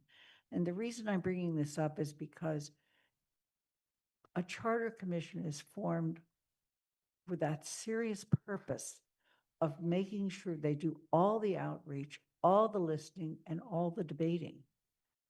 And that is an important piece of making these kinds of changes to our form of government. So I mean, we could spend the entire rest of our term talking about this and still not coming to a conclusion, particularly the mayor form of government totally befuddles me. I don't see how you can do that without a charter commission. But so I'm just basically suggesting that I think that this is a lot heavier duty than just a few council discussions and a few public meetings. I think it has a whole lot more implications for much deeper discussion guided by a group that is elected for that purpose of doing that discussion, which is what a charter commission is. Thank you. Councilor Ryan. So I don't really see a role for this body on these issues for many of the reasons that Lynn has just raised. I think that for any of these to actually come about would obviously require a very heavy lift and would require a great deal of public support and input. So one role we could play, one thing we could do is create a forum where these issues can be discussed, and some of the people who might feel strongly one way or the other can find out if there really is large support, public support for any of these changes. So that could be a positive outcome, but I don't really think it would be wise for us to be spending our precious time on these matters when ultimately they're going to require a very large amount of public input and support. So we could try and find out if that exists. Thank you. Councilor Breivik. Yeah, so I think that periodically hearing from residents on these big picture issues feels like a healthy way to go about our business. And I think, as the Charter Review Committee recommended in their report, a public forum on these specific issues makes sense to me, as you said, as George just said. So I have a motion prepared to that extent, but I don't want to cut off discussion of other aspects of this. So we could potentially discuss the relative merit of holding a public forum on these issues in the context of a motion, if that's okay. So if you make a motion, then the discussion will be limited to whether to hold a public dialogue on these issues or not. If go back. And once that motion is dealt with, then we can go back to general discussion. If that is the order you would like things, you may make a motion now, or you can raise your hand later and make a motion later. Maybe we'll hear from others and come back to me. Jennifer. So I just had a question about one of the items about making the plan. Can you speak closer to the mic? I just had a question about one of the items listed of having the planning board and the ZBA be elected by the public. Is that something the council, since we appoint the planning board and the ZBA, that would still have to go before like a charter commission, or is that something that we could make a? So I'd have to pull up the KP Law opinion to be totally sure, but I believe KP Law said that is considered a minor change and therefore could either be done through the amendment process of 43B of council vote and public vote, or the special act process. Yeah, because those, then it also included the finance committee, which is a council committee. Was the intent just that the resident members would be elected? Because we wouldn't, That's finance committee resident members. Yeah. Anything else, Jennifer? no, I've just, Andy?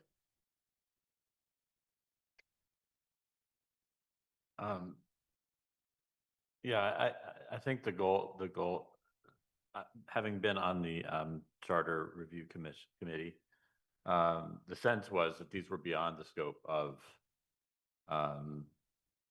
the council to do, but that they probably would require, our sense was it would probably require a new charter commission, which requires collecting 3,500 some signatures and then having an election for that commission.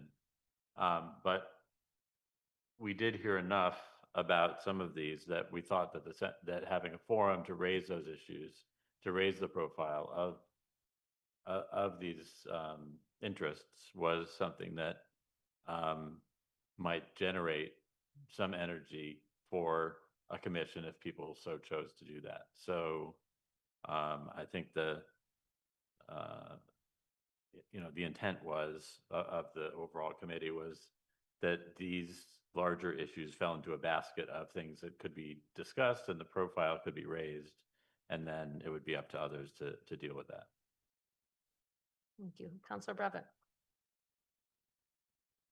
Just to answer Jennifer's question, because I'm looking at the KP Law memo, the election of planning board and zoning board members, they do say is a minor amendment, but it feels to me like a pretty big change for the town and worthy of being included in this if we go forward with a public forum either way. Thank you. Other hands at this time? Andy, did you just fail to lower your hand? Okay. Councilor Brevick, would you like to? Yes. So I would like to make a motion in accordance with the Charter Review Committee's recommendations. I move to schedule a public dialogue session under Rule of Procedure 5.3 within the next 4 months. Feel free to weigh in on that for the purposes of discussing major structural changes listed in Section 4.A of the committee's final report. Is there a second? Ryan, second.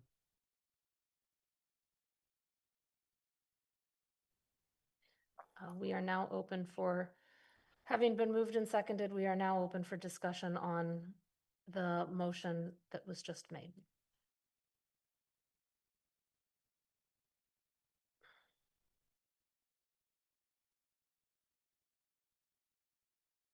Councilor Cano Martin. Yes, I just wanted to speak in support of the motion.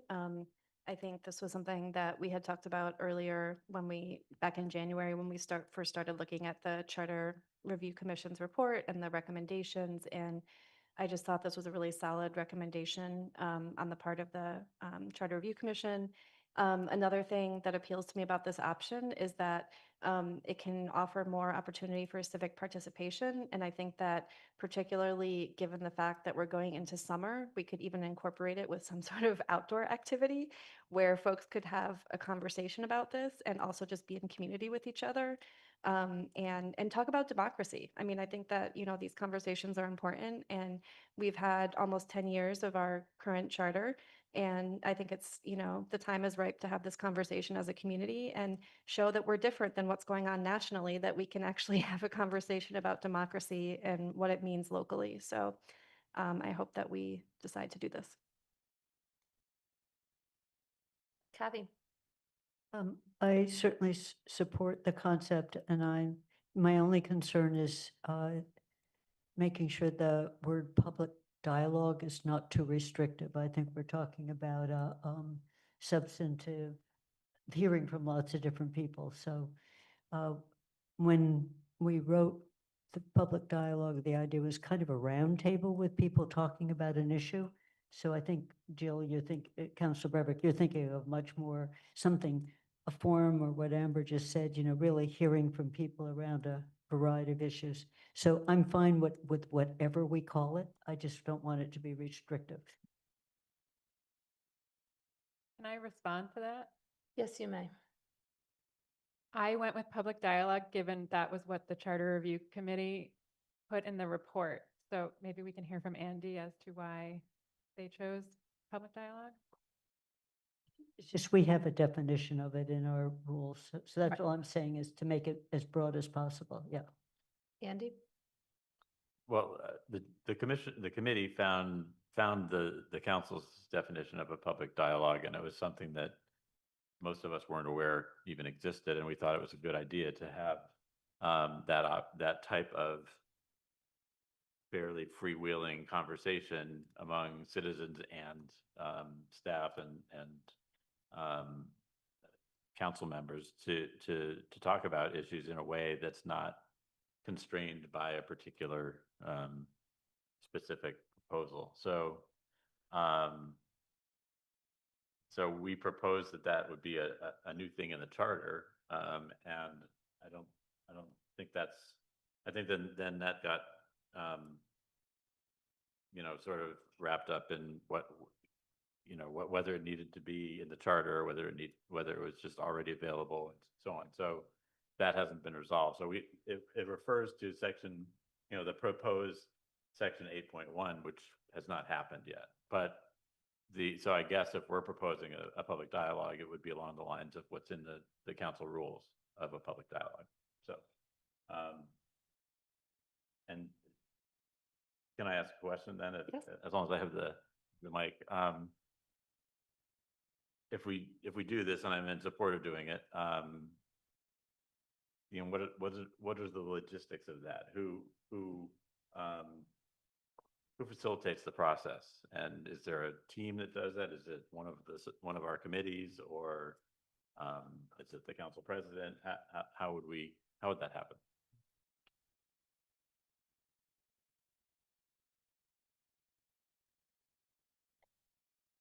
So I will try to answer that one. Under the rules, by majority vote, the council can hold a public dialogue session. Then they are, by majority vote, public dialogues may be held at times other than prior to the regular council meeting. And they all have to comply with open meeting law. It does not discuss in the rules who chairs it, but since it's a council meeting, it would, in theory, be chaired by the president. And the rules do say that the council, the town manager, and any appropriate staff as determined by the manager shall welcome all interested individuals for an informal dialogue session, and that they're meant to provide an opportunity for members of the public to directly interact with councilors, the manager, and staff.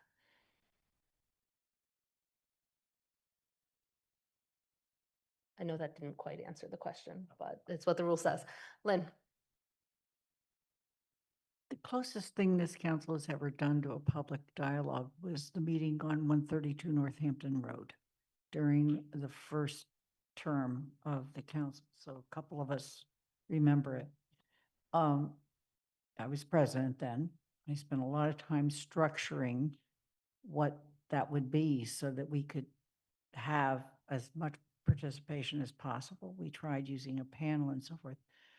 The meeting itself did result in it was a single issue meeting, just to be clear, about 132 Northampton Road. One of the major outcomes was that the people who were going to be developing 132 Northampton Road added an on-site person that helped the neighbors that were particularly concerned feel much more comfortable with what turned out to be a beautiful facility. Okay. It took 4 hours, and we did it in the Bang Center. I'm gonna guess there was close to 400 people, and that was the single issue that came out of it. So my point, and this comes from years of doing facilitation and meeting planning, is this has to be extremely well planned to ensure the greatest amount of input. And therefore I'm going to make a suggestion that we take these 4 four or five things, and we decide whether or not they truly can be changed by us in some way. And I will just tell you right now, we cannot change our form of government to have a mayor. I don't see how that can be done, okay? That requires a charter commission. But, could we change the election to move to elections for planning and zoning board of appeals? Clearly, there's some other suggestions. And I just think it's going to be very important to be extremely structured for a meeting that creates the kind of dialogue that people want, so that it doesn't just sound like 4 hours of public comment, which I think would be a disaster. It wouldn't be a dialogue. It would just be public comment. So, that's some thinking about how to get there. Thank you. I think I'm next in the list, at least on my thing, but I don't know, because I couldn't see whether that one had the same list order. I am concerned about holding a public dialogue session where people think we might be able to do something afterward when we either can't or won't. And won't means some of the comments that other counselors said tonight. It is a massive undertaking. Changing to, for example, I'll just use the mayor form of government, is a complete rewrite of Article 3 plus a rewrite of other sections of the charter. It is not easy. Even changing to go back to town meeting is a whole new charter.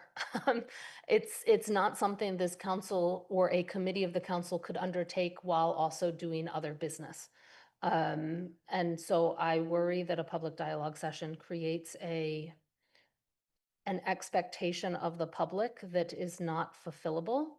And then I also, within the next 4 months, that's between now and September 18th, it cuts out a good half of our population from even participating if we hold it over the summer. And I can't support a major conversation like this being held when half of our population is not even generally in town. So I am not sure I can vote for it. Councillor Ryan.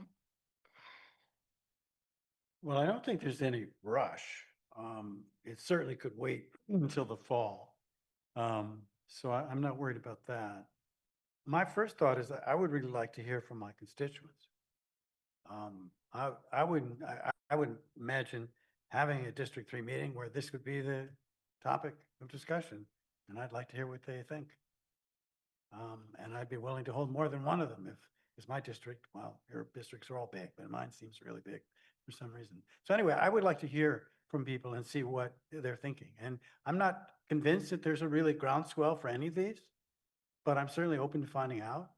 And I think holding one meeting, wherever it's held, whether it's in the fall or the summer or whatever, is really not going to get not going to measure the temperature of the community. So if we want to do this, I would think that the first place that it would take place would be district councilors talking to their constituents, maybe through district meetings, to get a sense of what they think about some of these things. And then if you wanted to have a larger public forum, public discussion, that would be my thought. Thank you. Councillor Brevik. On the timeline, I have no issue with pushing out into the fall. That's fine. I do think there's value in one meeting in front of the council as opposed to district meetings or separate forums where we might be able to address these issues. I think for transparency, accessibility, equity, I think having something hosted here holds a different kind of weight, and it's just a different activity. I think it could be a public forum as opposed to a public dialogue. And I think I think putting something out to the entire town together that the council wants to hear their feedback on how our form of government is going, which I know happened through the charter review process, but again, in this setting, as a culmination of all of that work, that we are driving it home, that we want to hear not just about the nitty gritty small changes, and sure, we can make this change to wording and that, but we want to hear, are people satisfied with the way that our government is running now after 8 years, however long, every 10 years, we want to hear if people want big change. Hopefully they're happy. Hopefully people are not disgruntled and want everything to change. But I think that we owe it to residents to have an opportunity for them to come out and express themselves to us together on these topics. And then I think then we come back and discuss like with the DPW, where it was like hearing first, listening first, and then we can discuss, do we want to take this anywhere? Do we want to move anything forward? And then possibly having follow-up. If there was, say, one item from that list that really felt viable, then we have a public dialogue on that one specific item, I think. Or think about other settings where further discussion might make more sense on a narrowed down topic. But I think of it as a way to narrow it down and also hear what our constituents have to say. Thank you, Jennifer. I agree with what both Councilor Ryan and Councilor Brevik said. I think that it certainly couldn't hurt to have a dialogue here, and I would be willing to. I think it would be a good topic for a district meeting, and I believe at the charter review committees, when you had public, I mean, you were challenged to have a large group, and I think that's, as you said, maybe I don't know that residents on a day-to-day basis are thinking of more kind of bread and butter issues than the charter. So to have district meetings and a public forum or dialogue. I also think to not raise expectations. I mean, couldn't we, as part of the outreach and publicizing the event, make it clear that certain changes require a charter review commission, not require a new charter commission? I mean, that's just, it's out of our control. Like if you want to change our form of government, there has to be an elected body to do that. So maybe out of these conversations, it would be clear that, or not clear, I mean, I have no idea how it would go, but I really don't, that maybe there would be a new charter commission. I mean, my sense is that there wouldn't, but I think we can make it clear that when people come for the dialogue, that we cannot make the decision, yes, we're going to support changing our form of government, that's beyond what this council can do. Thank you. Andy, your hand is up. Yeah, I think setting that expectation up front would be important. But the Charter Review Committee did hear these larger issues, and they did feel that it was important to reflect that in the report, and for then the council to say, all right, let's this is something that would require a large effort to do any of these things, but we do offer ourselves as a way of convening a discussion on that, and then if there's desire to do that, here's how you can go do that, which is start collecting signatures for a new charter commission. I think that having I don't know where this discussion happens except in small little groups over coffee otherwise, and I think talking about a mayor form of government, or talking about a smaller council, or talking about why do we have to vote for everybody all at once? Those are big issues that we can't change, but we can certainly tell people how they can change it if they want to. So I think that's important. I'm not sure that we need to. I mean, some of the last one of these, comprehensive review of resident boards and committees and their role in town governance. TSO is sort of taking that on. um, you know, the line item issue is a legal issue that we've asked for legal question about how that could happen. But, yeah, and election of planning board, zoning board of appeals, I guess that's pretty big. I actually think it's big enough that it should require a charter commission. But the ones on the front page, those are fundamental issues that we set the expectations. We tell people how if they want to pursue that, how they can do it, but we're the conveners and that's about it. Thank you, Lynn. If I were the Charter Review Committee listening to this conversation, I would be so incredibly offended. They just spent almost 2 years doing exactly what we're talking about doing, listening to everybody talk about the charter. They spent meeting after meeting after meeting. They came to us with a report. If we're going to have any conversation, let's narrow it only to those things we can do something about. But do not sit here and say, oh, we need to hear how people feel about our form of government. We just had a committee do that for 1.5 years or 2 years. And they spent a lot of time and they gave us a report. And we've done a lot to take that report and go forward. So let's figure out of these 6 items what we want to hear about. But people come to us every meeting and tell us how they feel about what's going on. I'm sorry. I think the Charter Review Committee did an excellent job, and I don't think we want to set ourselves up to be a second Charter Review Committee. Thank you. Councillor Brevik.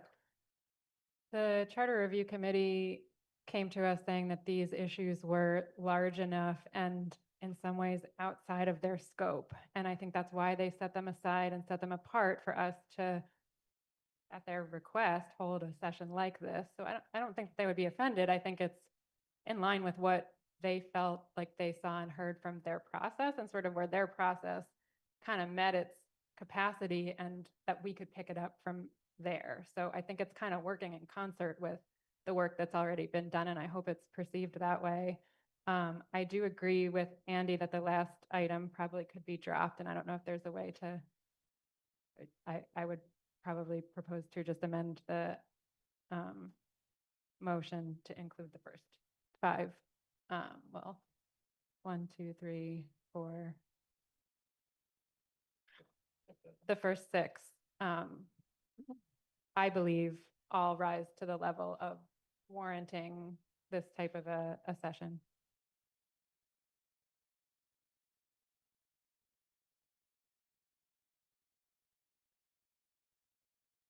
Was that a formal motion to amend?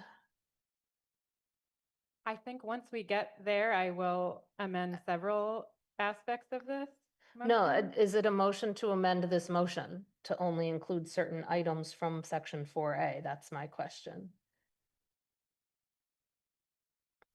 Sure. Motion to amend. So you're looking to, and I'm just gonna ask you if this is right, between the word discussing and major structural changes, discussing the first 5, 6. is it 6? Yeah. It's 6. total. The first, you add the words after discussing, you'd add the phrase, the first 6. Is that what you're Correct. moving to amend to do? Is there a second on that motion to amend, which would add the words, the first 6? Second, Churchill. So we are now discussing solely the motion to amend the motion, which is to add the phrase, the first 6, between purposes of discussing and major structural changes, so that this motion would then read, if the motion to amend passes, within the next 4 months for the purposes of discussing the first 6 major structural changes listed in the section 4A of the committee's final report. Is there any discussion on the motion to amend? Point of order, could we please see the 6 items? The 6 items are Thank you to Andy for having the report out. Change Amherst to a mayor council form of government. Return to the town meeting form of government. Smaller town council, 7 or 9 councilors is more typical. Lengthen and stagger terms for elected offices. Allow council to increase line items without increasing the total budget. And town election of planning board, ZBA, and finance committee resident members. Those are the first 6. And the council has already asked for a legal opinion on allowing the council to increase line items without increasing the total budget, which presumably will arrive at the council if this motion passes before any public dialogue session is held.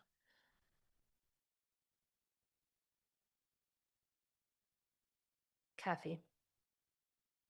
I guess my comment is it's way too big a list for a conversation. Way too big. So I know there was a suggestion of saying several of these can only be done with a full-blown charter commission. Is there an interest in that? Whichever. I know what I hear when I walk around my district, and I have a lot of people that have voted against the charter and were for town meeting. So they would come out and repeat that. I just think it's too big a list. And so if we did say none of these can be done without a new charter commission, is there an interest in that? Might be a way of framing it, but otherwise it's too big a list. Councillor Brevick. I apologize. I also wanted to propose to amend it from a public dialogue session to a public forum. We can do that after we Since deal it with is this motion to A amend. big list. It just addresses the But concern that I see the point that this many items in a public dialogue session wouldn't be the right move.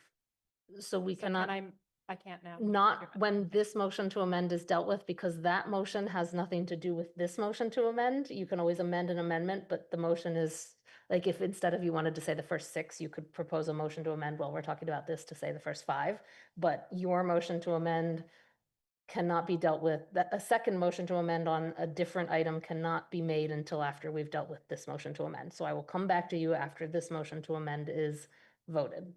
Does that make sense? Any further discussion on this motion to amend? So we are going to vote on the motion to amend. This is to add the phrase, the first 6 into the motion that is on the floor. We begin with Anna. Aye. Lynn. Nay. Mandy Jo is a no. Counselor Lord. Aye. Sam McLeod is absent. Pam Rooney. No. Counselor Ryan. Aye. Kathy Shane. No. Jennifer Taub. Yeah, yes. Counselor Walker is absent. Counselor Brevick. Yes. Counselor Cano Martin. Yes. Andy Churchill. I'm sorry to clarify, this is. The just- motion to amend to add the phrase the first 6. Yes. And we started with Anna, so that's, I did get everyone, right? Yeah, no, it's 7 in favor, 4 opposed. The motion to amend passes.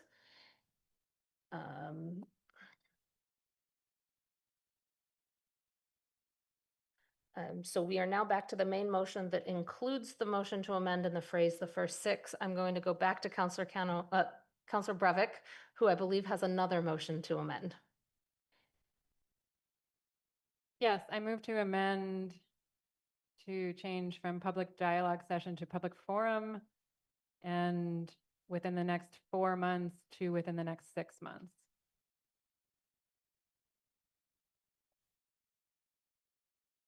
So your motion is to replace the phrase public dialogue session under Rule of Procedure 5.3 within the next 4 months with the phrase public forum within the next 6 months. Is that correct?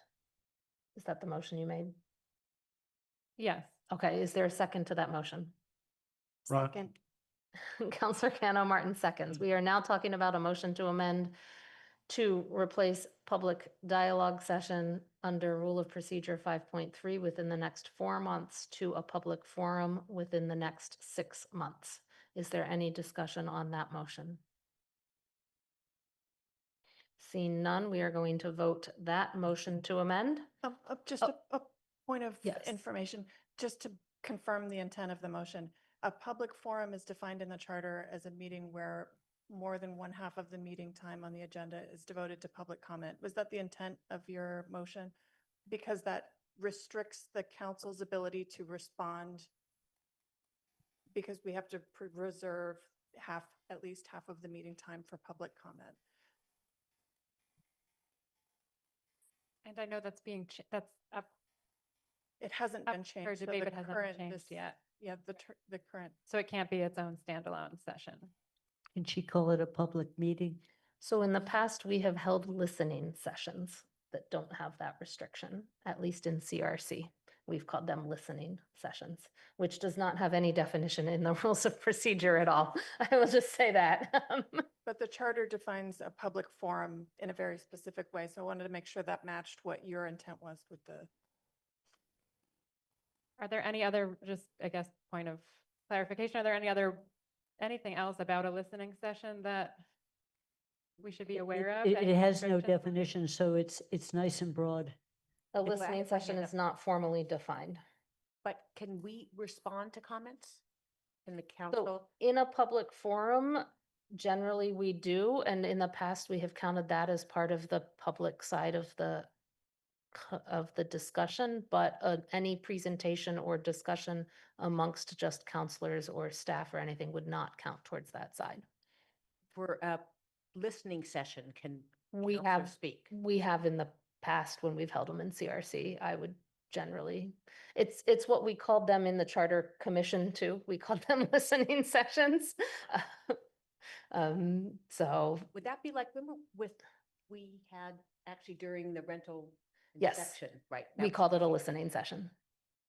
And I'm sorry, so we can or cannot respond in a listening session? So the way the Community Resources Committee has held listening sessions before, and the way the Charter Commission that Andy and I were on held them was they acted very much like a public dialogue session, sort of, and like a combination between a forum and a dialogue. There sometimes was a presentation, there was open comment by public that was there and response to those comments or questions if there was. So they were, I mean, Andy and Pam and Jennifer can correct me, but that sort of, it's been trying to held as sort of one of these less formal, I hate to use the word dialogues, but conversations between the committee and the people who show up, but potentially with presentations and other things too. Counselor Ryan. So as I understand it, the purpose of this gathering, call it what you will, is to hear from the public. We can answer questions. Maybe we can just provide a brief clarification. That would probably be appropriate, explaining what the issue is and what's possible and what isn't. Then we're there to hear what people have to say. So, I mean, I don't really care what we call it, but in a public forum setting, I can't imagine for the life of me, we'd spend most of the time of us talking about what?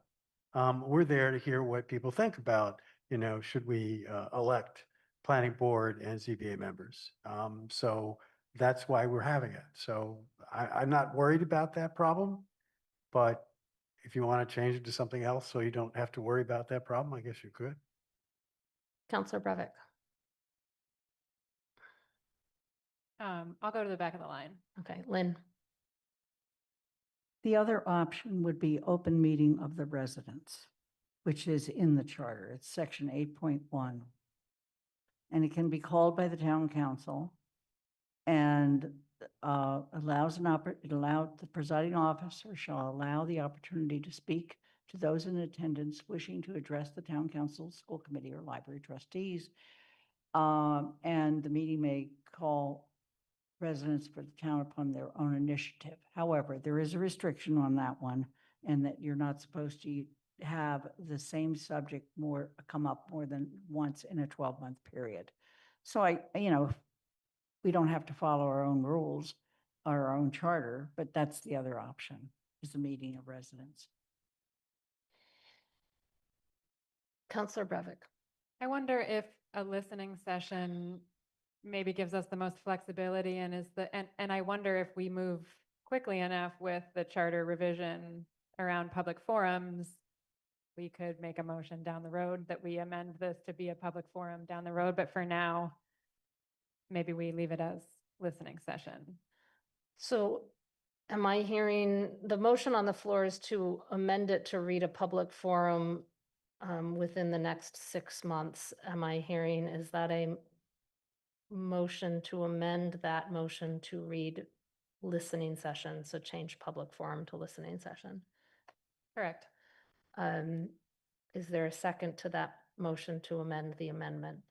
Second. Without objection, we are going to accept that motion to amend the amendment. Am I allowed to do that, or do I actually have to do a roll call because we've got? Counselor Brevik made the motion and Counselor Ryan seconded it, so you could ask if it's a friendly amendment. Counselor Ryan? It's a friendly amendment. So we are now dealing with a motion to amend to listening session within the next 6 months. Is there any further discussion on that motion to amend? Lynn? So we will go to a vote on the motion to amend the motion on the floor to change public dialogue session under Rule of Procedure 5.3 within the next 4 months to listening session within the next 6 months. Can I just ask, we're doing this amendment, then we get to vote on the whole And then thing? there's still a main motion to vote on. This is just the amendment to change basically public forum to listening session in 4 months to 6 months. We start with Lynn. Aye. Let me get back up to my thing. Mandy is an aye. Counselor Lord.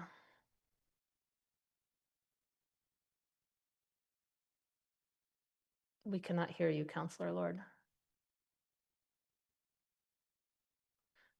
We will move on. Sam McLeod is absent. Pam Rooney. Yes. Counselor Ryan. Aye. Kathy Shane. Yes. Jennifer Taub. Yes. Counselor Walker. Sorry, is absent. Counselor Brevik. Yes.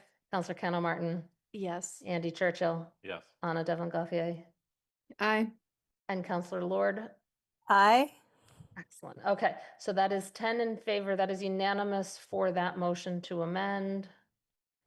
I think that's, oh yeah, I'm sorry. Yeah, that was 10 in favor, 0 opposed. Oh, sorry, 11 in favor, 0 opposed with 2 absent.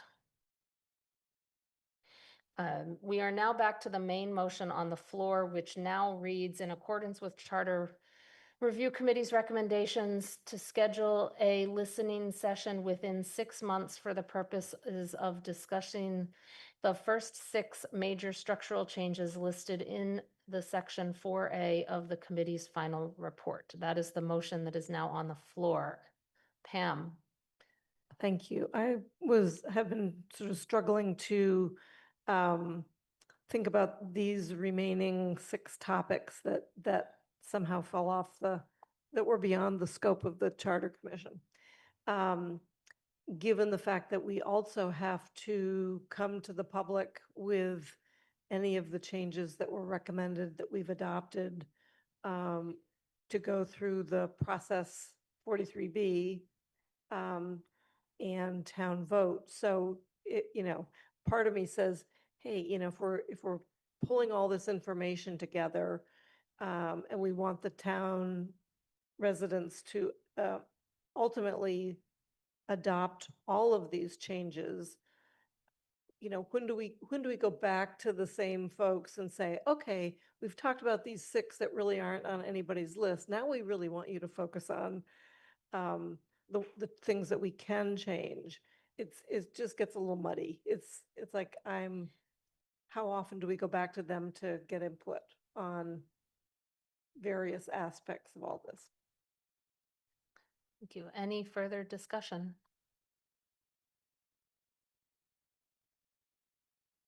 Seeing no further discussion, we're going to move to a vote. The vote is on the motion in accordance with Charter Review Committee's recommendations to schedule a listening session within 6 months for the purpose of discussing the first 6 major structural changes listed in the Section 4A of the committee's final report. We start with myself. I am a no. Counselor Lord. Aye. Sam McLeod is absent. Pam Rooney. Yes. Counselor Ryan. Aye. Kathy Shane. No. Jennifer Taub. Yes. Counselor Walker is absent. Counselor Brevick. Yes. Counselor Cano Martin. Yes. Andy Churchill. Yes. Anna Devlin Gauthier. Aye. Lynn Griesemer. Reluctantly, aye. That is 9 in favor, 2 opposed, 2 absent. The motion passes. Is there any further discussion before we move on the Charter Review Committee beyond the charter recommendations? I will mention that I believe this takes care of everything that was on the list, and so I will not be putting this back on the agenda, except for the listening session that was just adopted and passed. So moving on to the next item, appointments were dealt with on consent. We are moving to committee and liaison reports. At any town council committee chair have anything new to report on that's outside of any of the reports that they had? We're going to start. I saw his hand first. Counselor Ryan, and then Pam Rooney. I don't know if it's new, but just because I want to highlight it for your interest. TSO at its next meeting, which is Thursday, will be meeting with the Pioneer Valley Planning Commission consultant to discuss the waste hauler bylaw and give us an update on where that stands. So if you or any of your residents are interested in that, that will be on the agenda for Thursday. We also discussed the streetlights policy. That's all in the memo. I'm sure you all read it carefully. But at this meeting, we'll also talk a little bit about what next steps might be possible. Thank you. Pam. I too just have a reminder that on May 20th, there will be a joint CRC and Planning Board public hearing on solar/clean energy bylaw. Invite everyone to come and participate. Thank you. Kathy. You already have the schedule, but tomorrow, the finance review is the library and community services. And on Thursday, it's DPW, enterprise funds, and the water and sewer rates. And that will finish our focusing. And the Thursday meeting starts at 3:30. Thank you. Are there any counselors that have anything to report for committees that they serve on that are not town council committees? Your hand still up. Kathy. The elementary school building committee met last week. The building is on schedule to open in September. And one of the things we heard is the Public Art Commission has come up with a format of membership for what they call the jury, but it's an advisory committee. And anyone who wants to see what that is, I believe they're going to post it, but it involves people in the school system. And so it's a minimal group. So they have a plan that would be progressing over the next year and a half. Counselor Ryan. So I have 2, if you can indulge me. Jones Library Building Committee, the project is on budget and on schedule, and there is 2.2 million still in contingency, and they're still looking to a February 27 opening. I also can report on the Transportation Parking Commission, if that's all right. Yep. A little bit more information there. We now have a website that people can go to that at least identifies the commission. That's on the town website. We have 2 items so the commission has met twice. It just met recently, and at that meeting, 2 items are brought to us by DPW that will be coming to the council very soon. One is on West Street, a multi-use path project, and the other is, that's near Mill Lane. And the other is on North Pleasant Street in the center of town, near Kendrick Park, sidewalk and parking improvements. Both of those were presented to the commission, and the commission voted its support. The commission is working very hard to create a portal that would be a place where everyone would come to make their submissions. And we're hoping that might be live sometime in June, but we're still working on that. We've had great support from IT and from Kathy Anderson, who is the town liaison. She's been fantastic as well. And we're working very hard on a process, both how to prioritize and then ultimately evaluate submissions to the commission. We're getting a good number already. There obviously is a fair amount of interest, and especially for district counselors, you certainly can encourage your residents to consider us, and we're working very hard to get that set so that hopefully by June, we will have a process and a portal. Can I ask a question? Yes, Kathy. Okay, George, I just have a question on, during the last several years, when JCPC met, there were issues that would fit within this new commission that weren't acted on because we didn't have a policy, we didn't have a process. Do you know whether they've all been referred to you? To my understanding, no.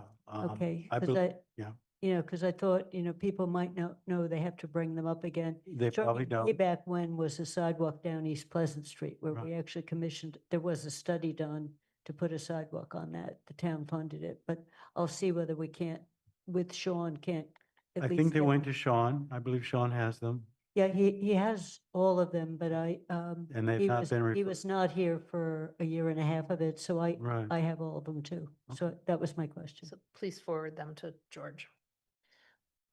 Jennifer, Yeah, so I just have a question. The, can you speak resident- closer to the mic? The resident that spoke tonight during public comment, who I think was talking about a street light on Pine and East Pleasant. So how would that person get, would she have to come to a commission meeting or? Well, right now we're in the process, so it's a little bit confusing. What we're encouraging people to do is send an email to the chair, which is Andy Steinberg. And I can get you the email address. You can also send it to me and I can forward it to the chair if that's a problem. But at the moment, we're doing it that way. Hopefully soon you would say to them, there's this portal. We're hoping it'll be tpc@amherstma.gov. You can't get better than that. That's what we're hoping it'll be. But whatever it is, they would go there and they would make their submission. Thank you. Thank you. Are there any liaison reports? Seeing none, we will move on to the town manager report. Paul? Thank you. So you got the building updates, which is great. Only two things then. One, I just wanted to note that the fire station will be relocating, the central fire station will be relocating to North Fire Station for about 3 to 4 weeks starting in June, so that construction work can happen on the parking lot adjacent to the fire station, at the central fire station. And the fire chief doesn't think there'll be any, they've done this before, so it's not a big deal, but you should know that that station will be closed, and some people might bring it to your attention. The other is just an update on Hampshire College, which is taking up a ton of time. So they had their commencement last on Saturday. If you look to the campus now, pretty much it's all closed and locked.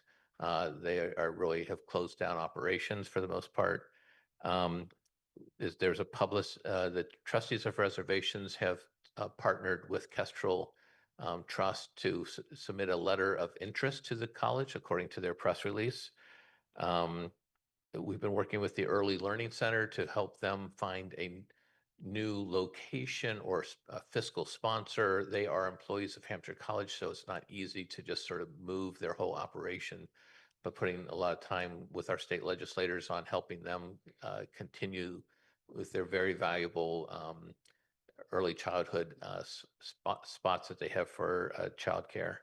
And lastly, we've been working with the state to secure some technical assistance as this town starts moving forward on looking at the land that is that's the Hampshire College owns, and what kind of zoning opportunities are there that we could help develop. And that'll take time, but zoning is independent in some ways of what a new purchaser would do. I mean, I think the college is entertaining any kind of proposals. I'm not sure what their priorities were in terms of what kinds of proposals they would prioritize.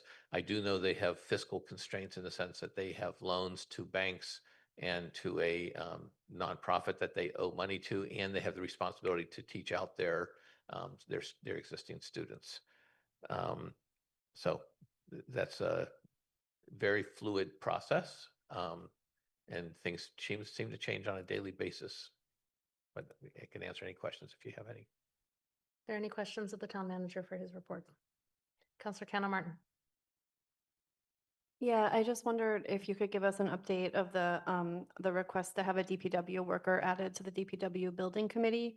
My understanding was that they spoke, the DPW employees spoke, and I think the union spoke, and they had all agreed that Jason Skeels would be a good choice. And it seems like he would be a great addition to the committee. So I think it would just, the only thing left to do would be to update the charge. And I would just wanted to ask if you could do that. Yeah, so I'm taking that into consideration, and we'll get to that soon. Okay, so you're saying that you will do it?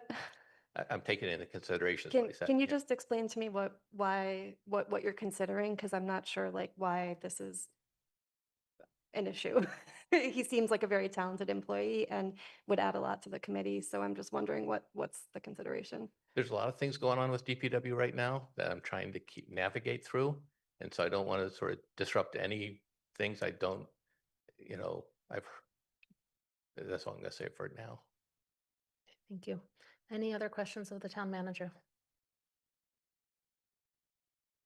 Seeing none, we will move on to item 13, town council comments. The president's report was in the packet. If you've got questions, let me know.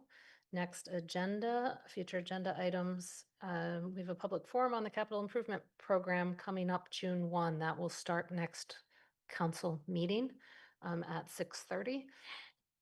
Before that, if I haven't heard from anyone that they could not make a 6 p.m. time in person for a photo of the council outside, are you, okay, so we will not have a photo at June 1 at 6 o'clock if we can't.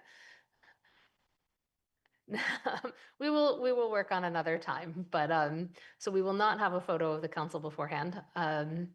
We have a potential presentation on Hampshire College land use planning, potentially. We have not confirmed whether that will happen yet, but we've slated it in as a possibility. Water and sewer rates first read, you'll notice June starts all of our first reads and budget votes. So capital improvement program, we've got a first read on water and sewer rates. We've, as Councillor Ryan indicated, a couple of sidewalk and road permanent changes. The second read on the Human Rights Commission general bylaw and charge, so that will be a vote.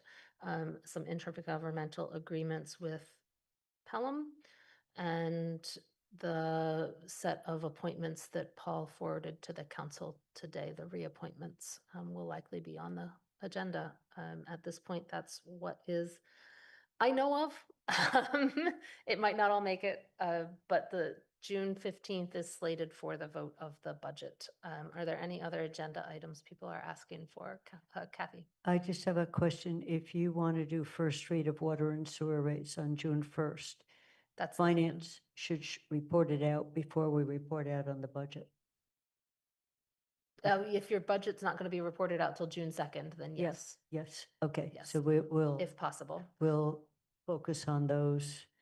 I'll figure out how to focus on that. And Although, yeah, because the water and sewer rates need 2 reads Yep. under the no, thing. no, So I heard, that's so we can do it. I just need to figure out, we have time. So that's great. Thanks. okay, thanks. Andy? Just along the lines of the Hampshire College discussion, I mean, I know we've had discussions, and I appreciate Paul's publicizing of some of the priorities that we've talked about, tax revenues and housing being fairly widely shared. But as he said, it's a fluid situation, and I know Mandy and I have had some conversation about how we can have discussions among this body about things that might be coming up that might involve negotiations. And I think it would be a good idea to somehow figure out how we can have executive sessions at the, penciled in at the ends of these meetings. So if something comes up between meetings, we have the space in which to discuss potential opportunities for the town and for Hampshire College. I know that the most likely topic for executive session would be negotiating the purchase or negotiating real estate aspects, and that might not but be exactly, we might not be talking about the entire thing, but when we're talking about the child care center, if we're talking about recreation facilities, if we're talking about pickleball, there might be some areas that would involve real estate negotiations. If we're talking about, if there's partnering with some of the other folks who are talking about purchasing. So if we can figure out a way to have an executive session, a potential executive session on the agenda, I think that would be a useful way of responding to a situation that's both really important to the town and fluid. Thank you, Andy. Any other thoughts on future agenda items? Lynn? I think at some point, and I'm going to leave this to the president and the town manager to determine when, we should return to the issue of the siting of DPW.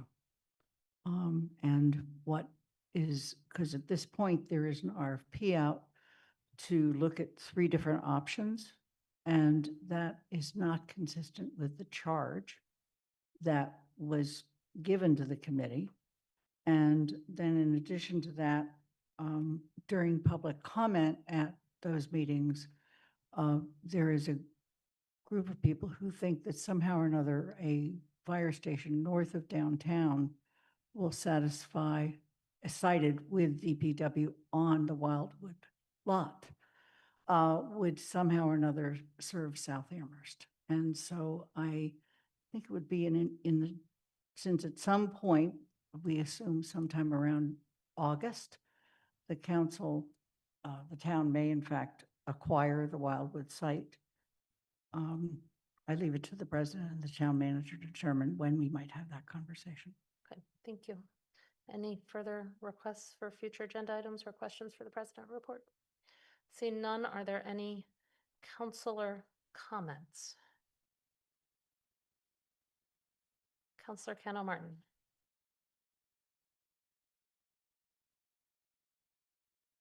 It's me. Yes, I would just like to take a moment to address a recent request made on Monday, May 4th by myself, Councilors Walker, Ryan, Brevick, and Taub, in which we requested that the council president schedule an executive session regarding the DPW contract. Though this request was made on behalf of all of us, I'm going to make this statement for myself. So the request said, I'm writing on behalf of a group of councilors CC to this email, including Councilor Walker, because she was the vice president and she was one of the councilors requesting it, to ask that we add an executive session to our next council meeting to discuss the settlement of the DPW contract. The contract has still not been settled, and we would like the opportunity to discuss this with the town manager with the hopes that it can be settled in a timely fashion in a way that is acceptable to all parties, given that this is also in the best interest of the town and its residents. End quote. On Tuesday, May 12th, this group of councilors and I received an email from Mandy Jo, which read, at today's agenda setting meeting, Paul indicated that if this appeared on the agenda and received a majority vote of the council, he would not attend the session. Without the manager in attendance, any executive session held for this purpose is not practicable. Therefore, I have not put this request on the upcoming May 18th council agenda. End quote. For reference, the town charter section 2.8C states that town manager, the town council may require the town manager to provide specific information to it on any matter within the jurisdiction of the town council. The town council may require the town manager to appear before it at any time to provide specific information on the conduct of any aspect of the business of the town. Therefore, as per the charter, the town manager would be required to attend such an executive session if the council voted to have one. Due to the fact that Mandy Jo did not place it on the agenda for today, we cannot take that vote, which takes away our rights as counselors to democratically determine and weigh in as to whether or not we believe an executive session should take place, and whether or not the information that could be shared in such a session is important to the town, to residents, and to the council. Further, Mandy Jo said that Charter Section 3.2D permits the council president to excuse the manager from attending a council meeting. At this time, I have excused him from attending any executive session related to the DPW union's collective bargaining process." End quote. While that may be what the charter says, I believe the spirit of this provision was likely to allow the president to excuse the town manager on the basis of an illness or scheduling conflict, not to release him from his duties under the charter, and I think that using it this way is an abuse of power. This is not the first time that Mandy Jo has shut down an executive session on this issue without a vote of the council.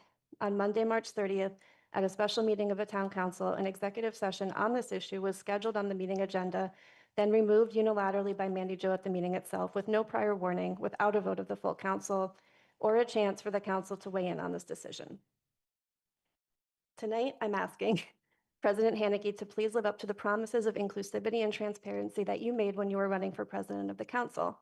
By twice shutting down executive sessions on this topic, you have unilaterally decided for each and every council member whether or not we have the opportunity to hear from the town manager on this aspect of the business of the town, as is our right under the charter.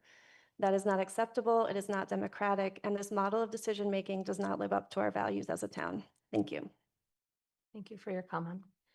I have raised my hand because I have a comment. Unfortunately, Councillor Walker is not here, but I wanted to note that on behalf of the council, I wanted to congratulate Vice President Walker for receiving her Master's of Public Policy degree last week, and that the council wishes her the best. And we had a token of appreciation for her tonight. I will get it to her when I next see her.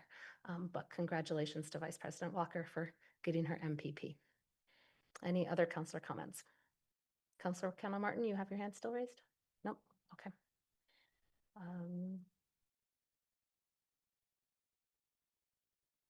There are no topics not reasonably anticipated by the chair 24 hours in advance of the meeting. There is no executive session on this, so I move to adjourn the council meeting. Is there a second? Shane seconds.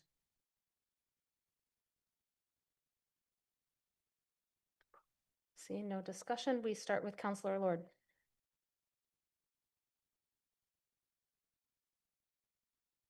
We will move on. Sam McLeod is absent. Pam Rooney. Yes.